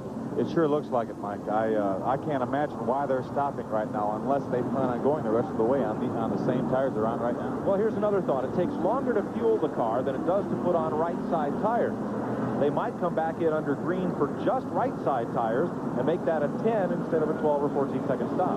Yeah, but looking back and seeing when these guys pit, they probably only had to take one can anyway. You know, if they had to pit at lap 440, something like that, they probably only had to take one gas can. So, you know, chances are they have other ulterior motives right now on their mind. We'll try to get our pit reporters to pull some of the lead teams there and check this strategy out. As in one lap, we'll go racing. Here's Glenn Jarrett. All right, we're in Jeff Bodine's pit, and I talked to Tim Brewer, the crew chief. They're not at all upset about what happened there. The way that Mike Joy explained it is exactly what happened. They were trying to race him back. They took the caution actually the lap before, so he did not beat them back to the flag. There's no grief or consternation or anything down here. They're completely happy with NASCAR's call. I think they'd like to be a lap further up on the field, but Jeff's done a good job today. Double check and see where he runs. We're showing him unofficially in the 15th position here. 4 cars on the lead lap, and now they're saying Harry Gant is on a lap by himself in 5th place. 2 laps back now, Ricky Rudd, Mike Waltrip, and Ernie Irvin. 3 laps down, Dale Jarrett and Darrell Waltrip. 4 laps back, Dale Earnhardt, Morgan Shepherd, then Brett Bodine, along with Mark Martin and Jeff Bodine. So the 4 lead cars on the lead lap are lined up in the high lane. 42 is Kyle Petty, 2 is Rusty Wallace. 25 there is Ken Schrader, and you'll see the 9 of Bill Elliott. And we'll take this restart from Rusty Wallace's car, 2nd to 3rd gear, as they whistle down the front straightaway. 4th gear, and Jeff Bodine is going to split the leader as they go into 1. Wallace way up high. Harry Gant went past, and Kenny Schrader got blocked behind Rusty, but now he's got to fight off Bill Elliott for 3rd place. There's the blue car of Elliott down on the bottom of the racetrack, inside of Rusty Wallace. It looked to me like that Rusty had some buildup, some rubber built up on his tires. He went down to the corner. The car would not turn, but he looked a lot better the next corner. So I think he's okay now, but he lost a lot of ground. Jeff Bodine has now gotten his lap back from Kyle Petty. Earnhardt moving up to deal with Harry Gant, just behind the race leader. And Bill Elliott still side by side with Rusty Wallace. That's for position. Front straightaway. 2nd place, and Elliott's Ford is coming to the front. He sure used that brake he got by that caution light coming out, keeping him in the same lap. Elliott, Dame Fortune turned her cheek on Elliott when that ratchet got stuck in the car, but now she's smiling on it. He got a definite break with the timing of the caution and came right up now to challenge Rusty for 2nd spot. 2.2 seconds ahead is Kyle Petty. Ricky Rudd was right there, but another lap down. Dale Jarrett on pit road for his last stop of the day at lap 418 now. Rusty Wallace back ahead of Elliott, looking out the rear bumper of that Penske Pontiac. And you see the sandblasting that's been done on the front ends of all of these cars as they go by speed. Ricky Rudd just dropped down off the banking, and he'll come to pit lane at lap 419 for his last stop. A couple different strategies here, Mike. We saw several guys come in on the caution flag, and several guys now taking advantage of the green flag to come in and get tires. Right side for Ricky Rudd. Here's Brock Yates. Well, I'm down here with Ricky Rudd's crew as they work frantically to get that race car back underway. And once again, a final stop, all 4 tires going on. Fuel cans being emptied in there, and he'll be back underway in a moment, but he's got a tough struggle to get back into the hunt here. Ricky Rudd gets underway. Ernie Irvin is in, Davey Allison, Rick Wilson, and Michael Waltrip are all in for their final stop. We'll go back to the race for 2nd place. On the high side, Rusty Wallace in that black and gold Pontiac. And right up his bumper comes Bill Elliott. Here's Steve Evans. All right, here is Rusty Wallace and Jimmy Maker, who just come down off the wall. He's trying to stay with his battle plan. He is concerned, as you said upstairs, about the car slipping back just a little bit. We'll see if we can work with it. He's a little busy right now trying to coordinate his troops. Let's go down to Glenn. Well, we're in Bill Elliott's pits, and they're kind of non-committal right now, guys. I asked Ernie Elliott if Bill was going to have to make another pit stop. Shrugged his shoulders and said, I don't know. And I said, well, you got the brake that you wanted. You said you wanted a caution flag a while ago. Can he handle Kyle now? Ernie shrugged his shoulders and said, I don't know. So they're not saying a whole lot. And like, as always, Ernie Elliott's attitude is, well, we're just going to have to wait and see. I got an idea they got a little bit left, and they're going to be able to challenge for this win here. Kenny Schrader is the white car on your screen, and apparently he doesn't have the best setup on this round of green flag racing. Fading back just a bit. Got over 3.5-second lead for Kyle Petty now over Rusty Wallace. Morgan Shepherd on pit road. And that Ford 23 for the Bud Moore crew. Last stop of the day for that Ford. You know, it's somewhat amazing to me, Mike. Before the caution flag, we had Rusty Wallace right on Kyle Petty's bumper. Nothing changed. The caution came out for 3 or 4 laps, and when they restarted the race, Rusty went high in one turn. All of a sudden, now he's over 3.5 seconds behind. One small miscue, and look what it can cost you. That straightaway from Rusty Wallace's bumper cam. Dale Earnhardt, the car immediately behind him. Then Bill Elliott, the third-place car, and the orange car, that is Derek Cole. 425 laps complete as Darrell Waltrip comes to the pit lane. More of the Goodwrench 500 after this.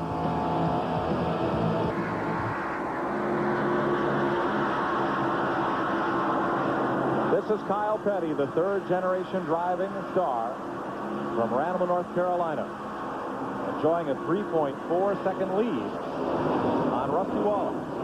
Hey, Mike, it's any time now we're going to be seeing both Rusty Wallace and Kyle Petty coming in the pits. They last pitted on lap 347, so we're talking about, almost 80 laps ago, over 80 laps ago, so they'll be coming any time. We've got Ken Schrader right now in the pits. Caution flag's out. Final stop for Kenny Schrader as he comes into the pits. The crew going to work on it. They've got to be starting to get a little tired. We've got a caution now, so this is going to change the complexion, although, as you can see, the Kyle Petty crew right next door, not paying much attention to it. They're very disciplined. They're planning on, obviously, one more stop. I would imagine within the next 6 or 8 laps, but they let Kenny Schrader get back underway unconcerned that they are ready. There's no question about that. Well, Brock, this deserves a bit of explanation. Kenny Schrader was on pit road under the green when that caution flag came out. So he is eligible to complete the tire change as if the entire pit stop was made under the green flag. So it is legit. There will be no penalty for his changing those tires once the caution came out. You're exactly right, Mike, but he still lost a lap in the time it took him to do the pit stop. So it really didn't make much difference, to be honest with you. Rick Mast has coasted into the garage area. So, too, has Derek Cole. As we're under this 5th caution of the day, here's Steve. Jimmy Makar, it's no time to talk to him right now, but he told me just moments ago that they're going to come in real soon. He wouldn't tell me the exact lap number, but real soon. He also didn't like the fact that the 25 car essentially just got 4 free tires. You talk about luck. When you come in under green and the yellow waves, I mean, that is good fortune and maybe hard to beat. They're very worried about that 25 car now. Thank you, Steve. The caution flag is for Rick Mast's spin in turn number 1, and Mast has gone to the garage. Here's Glenn Jarrett. All right, we're standing by in Bill Elliott's pits. I'm trying to get an update on what he's doing here. Caution flag when Rick Mast blew going into turn 1 has kind of jumbled things up a little bit. I talked to Dan Elliott, Bill's younger brother, and I asked him how the car was, and he just kind of laughed. He said, we're not really sure. We don't even know how the driver is. So things are still lighthearted down here anyway. Let's go to Brock Yates. Well, I'm with Richard Broom, who's a little bit baffled about this turn of events. He was hard at work on Kenny's car, and suddenly the yellow came out. So the strategy from here on in is what, Richard? Well, we can go the rest of the way, and, supposedly I got a freebie, so I hope it works out that way. If it does, it might be looking pretty good. So you reckon you're in good shape then? Yeah, I think we're going to be in good shape. Okay, there's the evaluation from the Kenny Schrader pit. What do you think, Mike? Well, I think he got a freebie in a way, and that caution came out. He got to finish the work on the car and get the tires changed. You're exactly right, Mike. But as we talked earlier, he still lost a lap. He was in the pits, and it takes him 20-some-odd seconds to change the tires, plus the time it takes him to slow down and to get back up to speed. So he lost a lap. If he would have stayed out, had he not been in the pits when the caution came out, if he would have stayed out and made his pit stop after the green came back out, he still would have lost a lap. So I think it probably is a little bit of an advantage in the fact that now he can close up right behind the leaders, and he will only be exactly 1 lap down. He probably would have lost a lap from a lap and a quarter to a lap and a half had he done it under the green. You're right, Bill. Only the first three cars are on the lead lap. Kyle Petty, Rusty Wallace, and Bill Elliott. Schrader is 1 lap down. Now Harry Gant in 5th is 2 laps down. And the leader will pit for fuel. And for his crew to have a look at the tires, they cannot change them. Brock Yates is in Kyle Petty's 5th. Well, there you can see the pit board out for Kyle Petty. As the car screeches in for a stop, it will only, they're going to clean the windshield down, put in a splash of gas, and that's it. He's underway. Now, I talked earlier to his crew chief, and he said we definitely are going to have to make another stop for tires. So this changes the strategy down here considerably. We thought probably that he'd continue to go on around and make his stop under green, but here comes Fred Bodine by again, so we're getting some pit stops down here, but that's an interesting turn of events. What do you guys think about it up in the booth? Well, I think this is where Kenny Schrader gets his freebie, because now under this caution, Kyle has gas, but Kenny has gas and tires. So he will get his lap back once Kyle Petty makes his pit stop. We're getting set to go back to green flag racing right now, 433 laps. And up front, you see Rusty Wallace. Kyle Petty is on the lead lap. And there is Rusty Wallace's crew waiting. Now, they have to go around at least a couple of laps before they can make a pit stop. And once we go back to green, the first lap, no one could pit. The second lap, cars that started in odd numbers position can pit. There's Bill Elliott's crew, Ernie Elliott. And the third lap under green, cars that started this race in even numbered positions can pit. So Rusty Wallace must wait 3 laps before he can come in. Same for Bill Elliott. And there is Kyle Petty way up high and going right to the back. Did he have the same problem Rusty did, and maybe getting the marbles? I would think he did, unless he has a flat tire. We'll see. We'll see. Watch another. But it usually takes one turn for the tires to get cleaned off. And I think Kyle Petty had the same problem. He had the tires, had the rubber built up on the tires, some of the speedy drive. He just wouldn't stick when he wouldn't turn. Okay, first lap by, no one can pit. Next time around, cars that started in even-numbered positions can come to pit road. That includes Kyle Petty. It does not include Rusty Wallace or Bill Elliott. I'm beginning to think that Ken Schrader did get an advantage from this, Mike. Sure he did. He's back in the lead lap. Talk about close. That's Harry Gant. Right up and under Rusty Wallace. Now, Dale Earnhardt is running Kenny Schrader hard down into the corner, but Schrader's back on the lead lap. Kyle Petty is on pit road. His first opportunity to do so, and he takes it. Brock Yates is in that pit. Kyle Petty in for the final stop here. Trouble in turn 2. One car is up in the wall. Right side tires being done. Fuel tank. Very disciplined stop here so far, brushing away a little of the rubber dust from the grill work. Here they come around. As we said earlier, they were definitely planning on 4 fresh tires, and this is it. But we've got a caution. Back to the booth. No kidding. Joe Rutland has face to the wall up there in turn number 2. The caution is out, and now Kenny Schrader has the big freebie. He has a big freebie, and now Kyle Petty has a freebie, Mike. Except he will be a lap down. Kenny Schrader will be in the lead lap with 4 fresh tires. Kyle Petty's going to be in the exact same scenario as Kenny Schrader was prior to the last restart. And of all the drivers in this race, Kenny Schrader is perhaps in the best position to win it. He has fuel, he has tires, and he's on the lead lap. Make that the 5 car, as Joe Rutland, we're told, it was up there in turn number 2. Joe Rutland was definitely involved in that crash. Ricky Rudd may have been also. When I looked up, Joe Rutland was against the outside wall. Yeah, I had it as Rutland as well. We'll get confirmation of that from scoring rather than Ricky Rudd's automobile. Nevertheless, we are under caution. 438 laps complete, 54 to go. What's happened is Harry Gant got one of his laps back in that little exchange, Mike. So he was 2 laps down. Now he's only 1 lap down because he was ahead of Rusty Wallace when the caution came out. It's going to be hard to explain to the thousands of fans in this stand how Kyle Petty, who's led every lap of this race practically, is now 1 down. But it happened as he made that pit stop, and then the caution came out. They had a caution. They went back to green. Nobody can pit on the first lap, and on the second lap, Kyle Petty could pit, and he did. But while he was in the pits, the spin up in turn number 2 brought the caution out again, and Kyle got caught a lap down. Working on Joe Rutland's car. And let's have a look at it. As Rutland pulls away from the Butch Mock and Bob Rahilly pit. This is the very tail end of it. He has already spun around and just brushed the outside wall with the left side of the car. You can see his crew pulling the fenders out. They cannot take the tires off to pull the fenders out. They have to pull the fenders out with the tires on, or else it would be a penalty. And it was Rutland and not Ricky Rudd. That's right. Who brings out the caution. 439. 3 cars now in the lead lap. I'll say, Kyle Petty is still better off, Mike, that he was in the pits when the caution came out, because he's just like Kenny Schrader. He's got 4 fresh tires.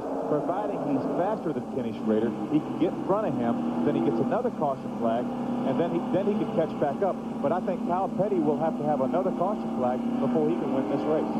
He is going to line up right next to Rusty Wallace. You're riding with Darrell Waltrip, Ricky Rudd just ahead.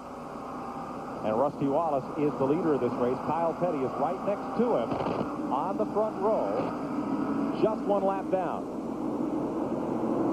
Bill Elliott, the second-place car. Ken Schrader is third, number 25 in the high lane. Out of turn number 4, slowly, Rusty brings them down. And we're green. With 52 laps to go. Now let's see if either of these cars stick in turn 1. And they do, but Kyle Petty sticks a little bit better. He gets back on the lead lap, and Morgan Shepherd in Bud Moore's Ford number 15 gets a lap back. Rusty Wallace and Bill Elliott both have to make another pit stop. Ken Schrader is the car in the driver's seat right now. If we don't get another caution flag, Ken Schrader doesn't have trouble. I think he wins the race. Exactly. He got, as Richard Groom said, a freebie, and then he got a big one when that second caution flag came out. Ernie Irvin, the yellow car, running Bill Elliott hard down into the corner. Richard Petty slips past. Ricky Rudd there. And there is Rusty Wallace, who is the leader, but for how long?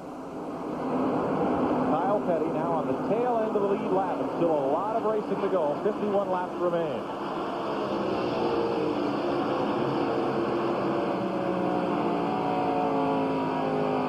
Takes a while for this field to sort out in the middle of the pack as you watch Wallace. Bill Elliott is backing way up. Elliott's car is not going very well at all, and Rusty just waved to Ernie Irvin behind him. Trying to get Irvin to hook up. Schrader is coming like a house of fire, and Wallace is in. Wallace is in. Kenny Schrader leads this race. Schrader looking for his third win. Wallace on pit road. Here's Steve Evans.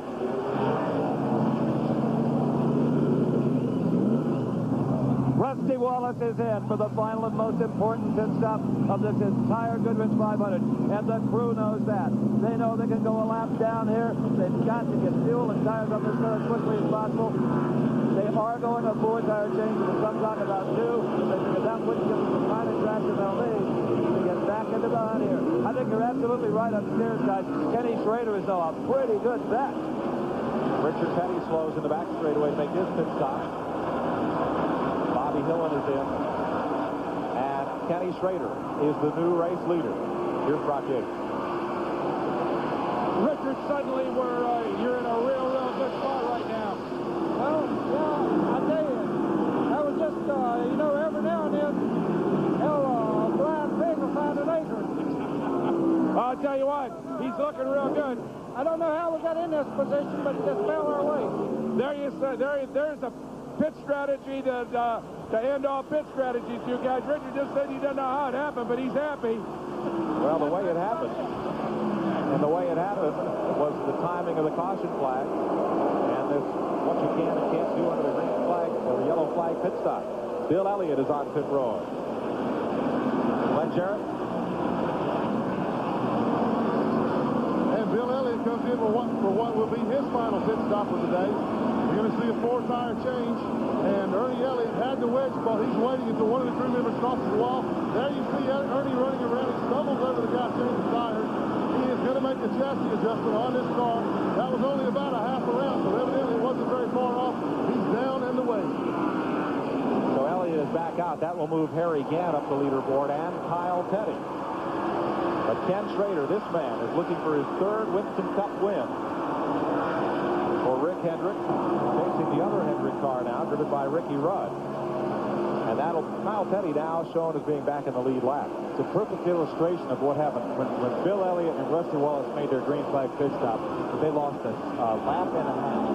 Ken Schrader, when he got caught in the pits, he only lost technically what was 1 full lap. He was able to get some later, another caution came out, he got back in the lead lap. The same thing has happened to Cloud, but he has to have another caution flag.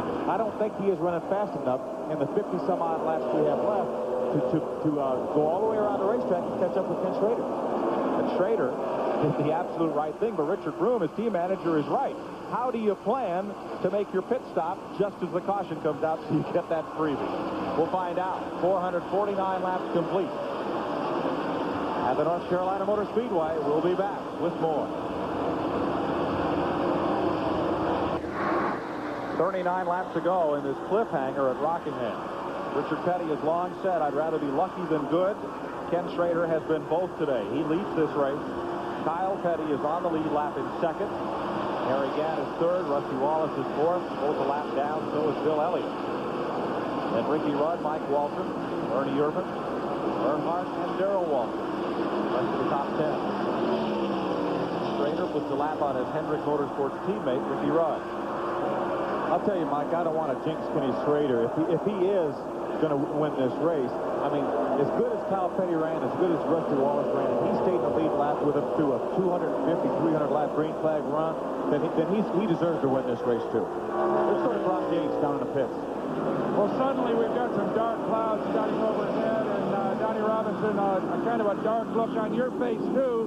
Really a set of circumstances that you didn't deserve. You ran flawlessly all day, perfect pit stop. Kyle drove an excellent race, and suddenly your odds are down to lose this deal. Things happen quick, don't they? Yeah. The whole picture was painted for us and the 2-car to dice it out. Now we're 20 seconds behind the leader, and poor Rusty's a lap down. We all just need a caution. That would, again, I think we can handle it if we can just get a little bit of luck. Can you run him down without a caution? I don't think so. I really don't. Well, there you have it. Almost a resignation here. They're hoping for yet another yellow flag. The yellow flag that may lose them that particular component of this race. They need another one to get them back into the event. Brock, how much do you think Felix Sabanas would give away another one of those luxury boats to get a caution flag? Or another Rolls Royce. There is Kyle Petty lapping underneath the Jimmy Means car. He's in second place. He's on the lead lap. But as you heard from pit row, it's going to be a tall order for anybody to run down Kenny Schrader without a caution flag. Harry Gann a lap down in third. Rusty Wallace in fourth. Bill Elliott in fifth. Ball-driven strong races, and it seemed the timing of the caution flag pretty much cast their fate. I don't think you'll see Richard Broom, Ken Schrader, or Rick Hendrick complain about the new pit procedures for any time soon. Do you, Mike? No, I don't think so. Those guys behind them. 459 complete. 33 laps to go. For Ken Schrader, that's well within distance of his fuel load and tires. And he has 17.9 seconds separating himself from Kyle Petty. That's all but eternity. Unless the caution flag comes up. There's Rusty Wallace. Wallace, too, getting caught, as did Bill Elliott up there on the high side. With this last round of caution flag. And Wallace is off the pace. Rusty Wallace is slow into turn number one. Marcus and Earnhardt go past him. You're looking out the back bumper of his car. Dick Trickle definitely lost a cylinder, Mike, because he kept his speed up through the turn. Looks like he definitely lost a cylinder. No acceleration. And when things go wrong, they all go wrong. Rusty Wallace poised to perhaps pick up a victory here, and standing stoically on pit road is Jimmy Maycar. Nothing they can do about that one except ride it out. A tough race.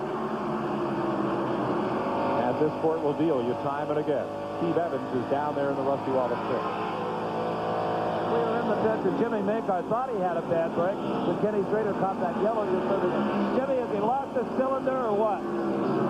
Something happened to the motor. He said he picked up a little bit of a miss. Just going to try and make it to the end of the race now. Looks like that new pit roll finally got somebody and got us. I tell you and your whole crew put forth a great effort today. It was beautiful to watch. A great effort today. Well, we'll be back. Oh, you bet on that. Well, and they're not done yet. Wallace is still going to take a fine finish home from this, and a lot of valuable Winston Cup points. But he's just not able to accelerate up off the corner and can just ride it out. So now, Ken Schrader leads Kyle Petty by 17.8 seconds. As Schrader seeks to win his first race since the 1989 Charlotte 500. It doesn't do Kyle Petty any good right now, Mike, to run hard to try to catch Pinch Trader, because he's not going to do it. What he needs to do is just run a comfortable pace, try to stay in a lead lap. If he gets a caution flag, then he has a chance to win. He's got some tires left to do it with, because he's not going to catch Ken Schrader unless the caution comes out. As Ken Schrader rounds out of turn number 4 and comes back here to the start-finish line to complete lap 486, Kyle Petty comes out of turn 2, almost half a lap behind. There is Kyle. Harry Gant still third. He's a lap down, and Kyle is closing 17.5 seconds, but that's not going to be enough to do it in the 27 laps that remain. Bill Elliott is fourth, and will keep tabs on Gant and Elliott. No immediate chance of a position change there. Ken Schrader just went by Rusty Wallace to put him another lap down, so Rusty Wallace is not 2 laps down. Certainly out of contention, unfortunately. Tough day for Rusty, but for this man, Ken Schrader, and for Harry Gant, who's made one more pit stop than anybody else today.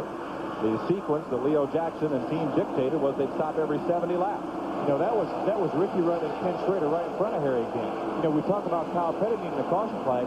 If Harry could get around Ken Schrader and Ricky Rudd, and he gets a caution flag, then he's back in a lead lap and has a chance to win this race. Kyle Petty gets under Bill Elliott. Squeeze play there up at turn 4, but Elliott, of course, already a lap down. And Harry Gant 1 lap down and closing right up on the leader. There's Schrader and Harry Gant. Been to victory lane here in Busch Grand National competition with on a Winston Cup. Smoker out of turn 2, guess who? Rusty Wallace, and he's going to take it down to the apron and coast it around. He won't be running at the finish of this one, it looks like.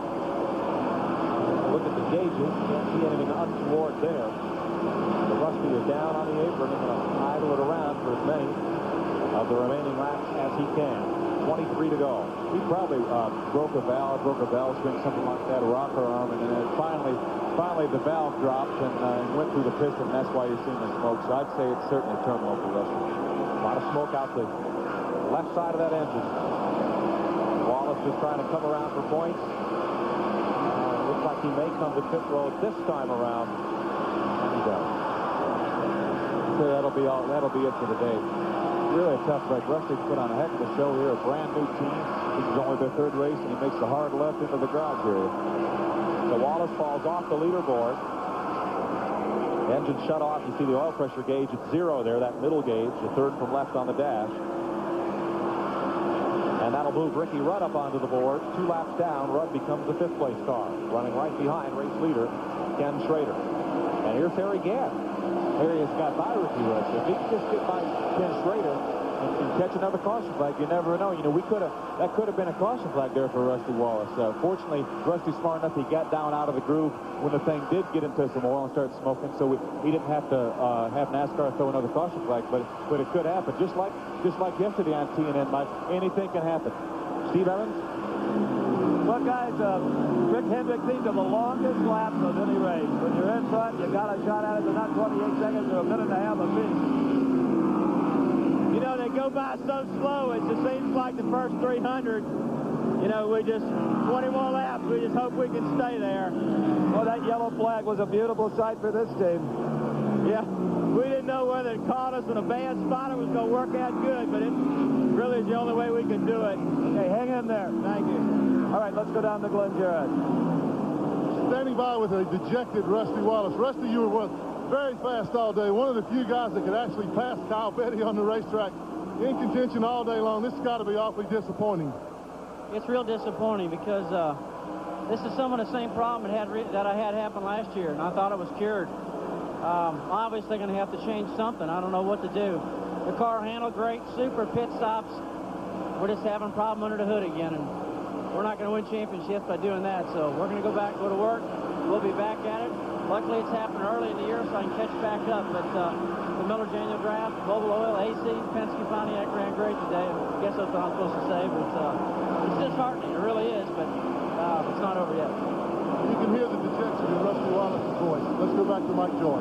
Well, there's elation in the Harry Gant pit. His man is Harry's just put that car back on the lead lap. Getting underneath Kenny Schrader in fine fashion. Leo Jackson, Andy Petrie's boys have wrecked on that thing all day. And They've got Harry as what is now one of the quickest cars on the racetrack. I think Ken Schrader, it doesn't matter to him that Harry Gant passed him, because Ken Schrader realizes that he's got this race won unless he gets a caution flag.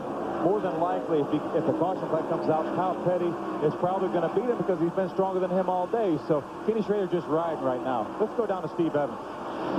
I'm with Kenny Schrader's wife, Ann. And Ann, I noticed you walking around here with your hands clasped and your lips moving. Was that a prayer? Well, I just want to have a good finish today, and I hope we can win the race. These guys have worked awful hard all year, and I think we deserve a win today. I hope we get it. You know, I've always wondered how you deal with this man you're married to who spends 200 days a year in a race car. Not just Winston Cup cars, he'll drive any night, anything. I didn't hear what... How do you handle the kind of racing Kenny does? 200 days a year he sits in some kind of race car. Oh, we just follow him to the racetrack. My little girl and I just go wherever he goes. All right, well, we'll love to see you in the winner's circle the way it's going. Good luck. Okay, thanks. There's a rumor Kenny has a Butler-built seat to pull up to the dining room table, too. Harry Gant has spun at turn 2. Caution is out. And Gant, who hoped to be the beneficiary of the caution flag, is instead the victim. But guess who is the beneficiary, Mike? Kyle Petty. This race isn't over yet. Let's have a look here. Out of turn number 2, our camera at the back straightaway. On this one, Gant's already gone, and there's another car in there with him. Looks like Dick Trickle. Undoubtedly, that he got together somehow with Dick Trickle, and around he went. What a tough break for Harry. He wanted a caution flag, Mike, but he didn't want to be the cause of it. 7th caution of the day. They come in quick succession in these closing laps. Now, here's a better angle. Oh, and Trickle just comes up and just catches Harry Gant. Just a tough break. I mean, you know, Harry's digging hard, trying to stay in front of Ken Schrader, hoping for a caution flag, and boom, there Dick Trickle is. You know, just they ran out of racetrack. David Pearson was once on the radio to the Wood brothers. He drove their famed red, white, and gold Purolator car. Wood brothers crewman, I think it was Len Wood, comes on the radio and goes, David, he says, there's a caution in turn 4. David's sliding down through the grass at 180 miles an hour, and he keys the mic, and he goes, I know, it's me. Today it's Harry Gant. Bill Elliott with the rear deck up. Here's Brock Yates.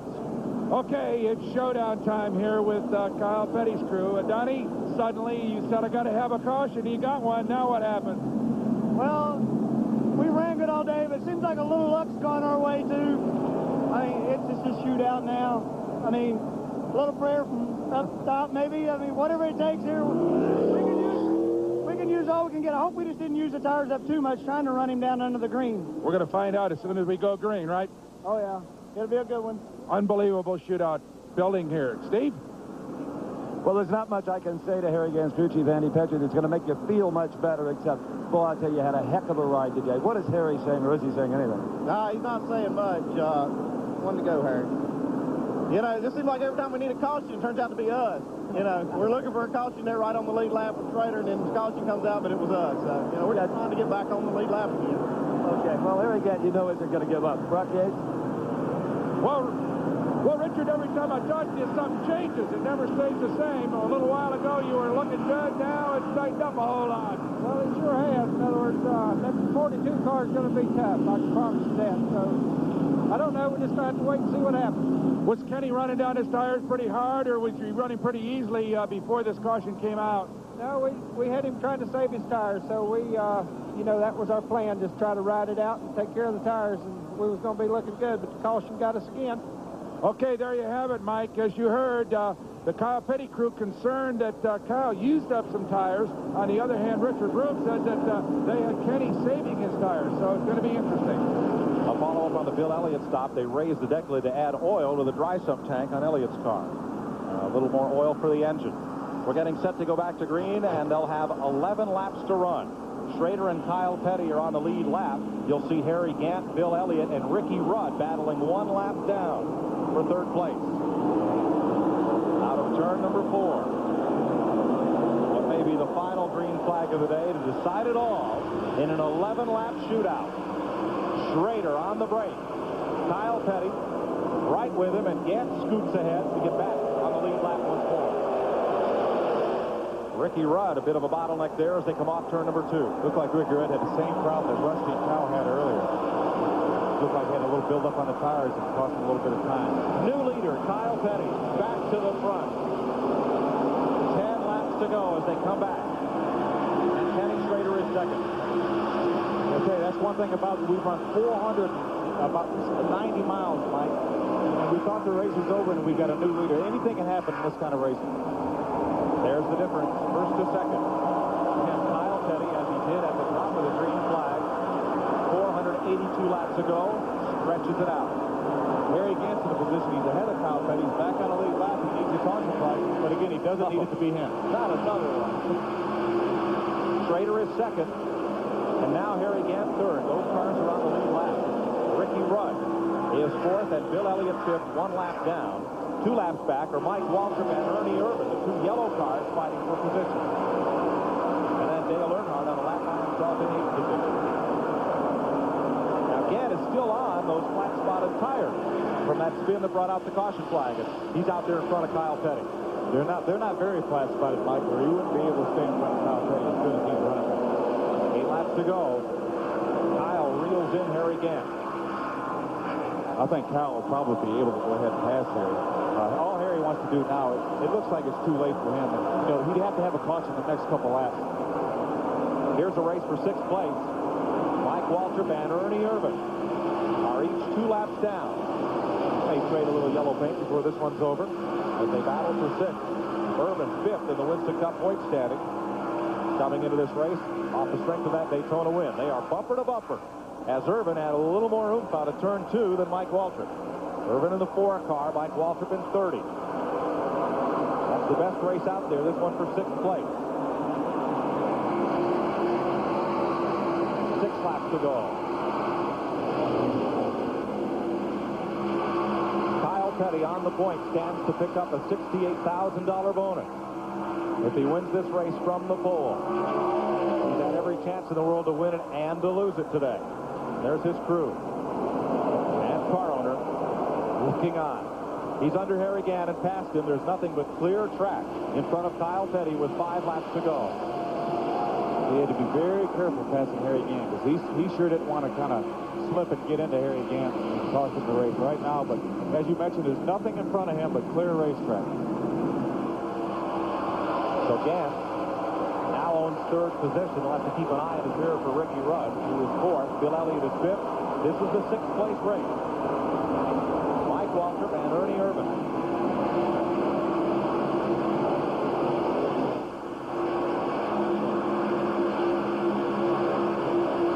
Back behind them at 6th and 7th. Dale Earnhardt alone on a lap by himself in 8th. Darrell Waltrip 9th. Dale Jarrett 10th. And Jeff Bodine, Morgan Shepherd, and Brett Bodine. This race is for 6th. And Irvin tries the high side. Scoots it right up there.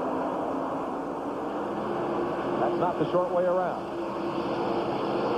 3 to go for Kyle Petty. And there are the boys that want us to run that pump. Kyle Petty's crew. Side by side for 6th place. Ernie Irvin, Michael Waltrip. There's Rick Hendrick, Kenny Schrader's car owner. Waiting and hoping. And Ernie Irvin has made the pass. He moves up to 6th past Michael Waltrip. Pulling right up on Ricky Rudd, the 5th place car.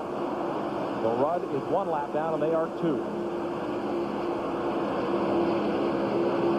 2 laps, less than 2 laps to go. Now about a lap and a half to go for Kyle Petty. It's not going to be almost a $300,000 payday if he can get to the checkered flag, but it'll be well over 100. Same owner, Felix Savati, same team manager, Gary Nelson, and same engine builder, John Wilson, as 1 year ago. New sponsor, new colors, and white flag for Kyle Petty. Johnny Richardson was telling me earlier, Mike, that they won something like $700,000 for the year last year. That one car won over $400,000 of it. And in the back straightaway, well ahead of Kenny Schrader by about a second and a half. Here comes Kyle Petty out of turn number 4 to face Doyle Ford's checkered flag and win the Goodwrench 500 by 1.1 seconds over Kenny Schrader, and Schrader will have to settle for, instead of the winner's trophy, the Goodies Headache Award. We'll be back to the North Carolina Motor Speedway after these messages.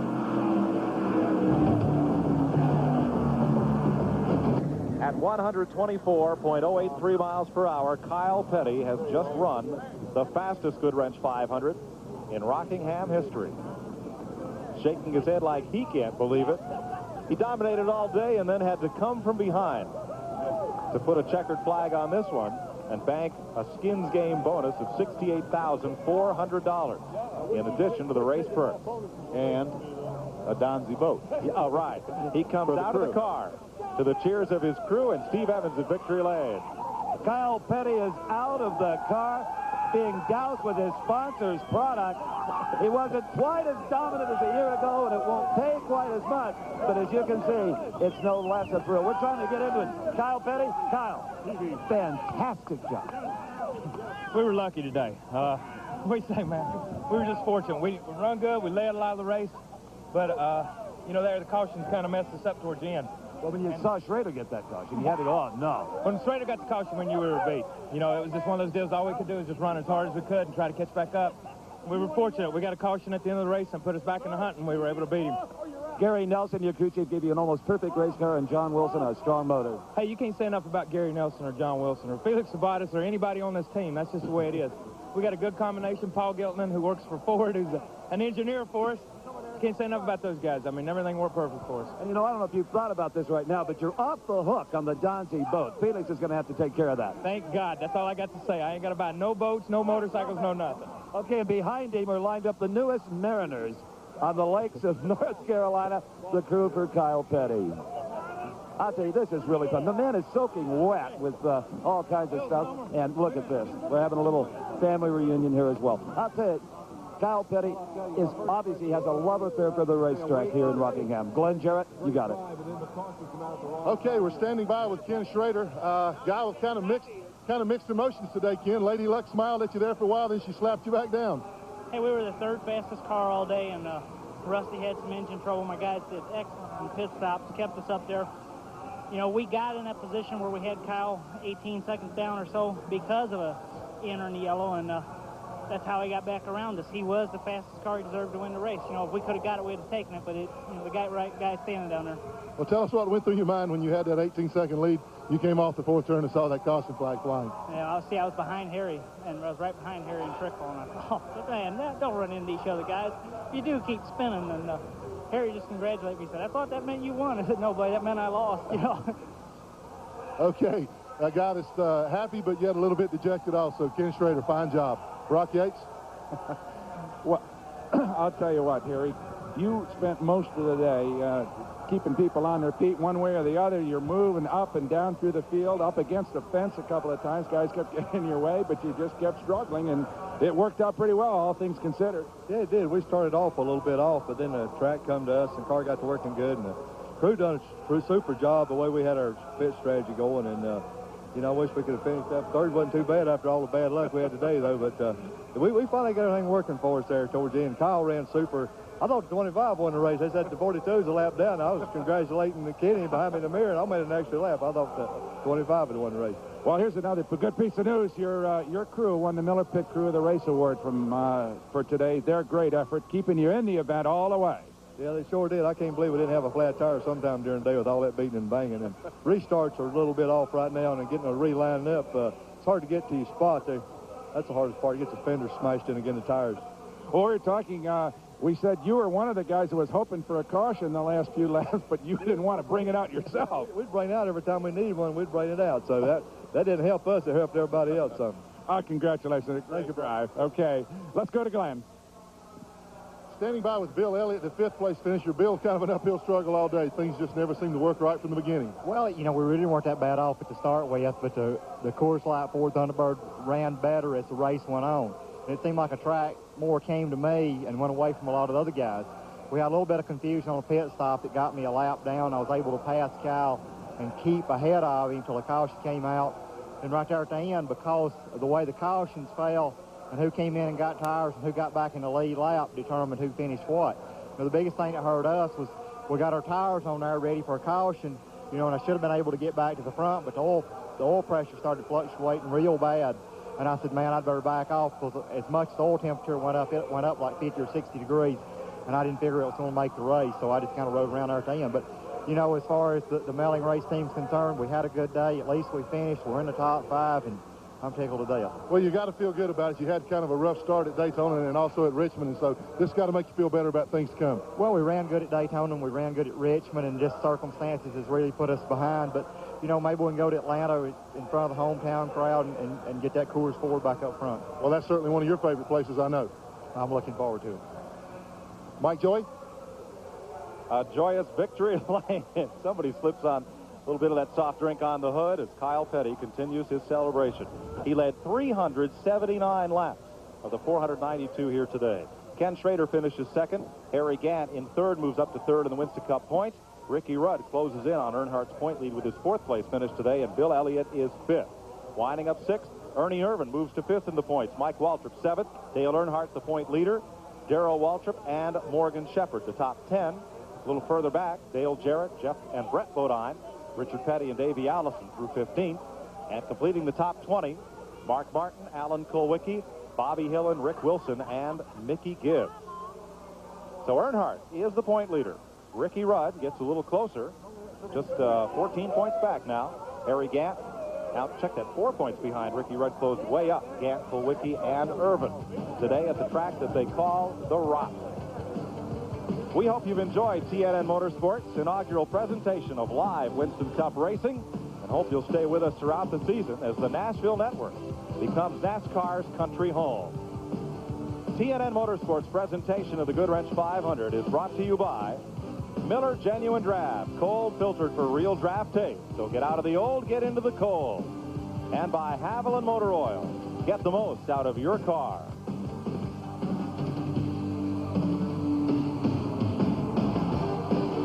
For Brock Yates, Steve Evans, and Glenn Jarrett on pit road, and Phil Parsons, this is Mike Joy congratulating Kyle Petty on his Goodwrench 500 victory on TNN, the Nashville Network.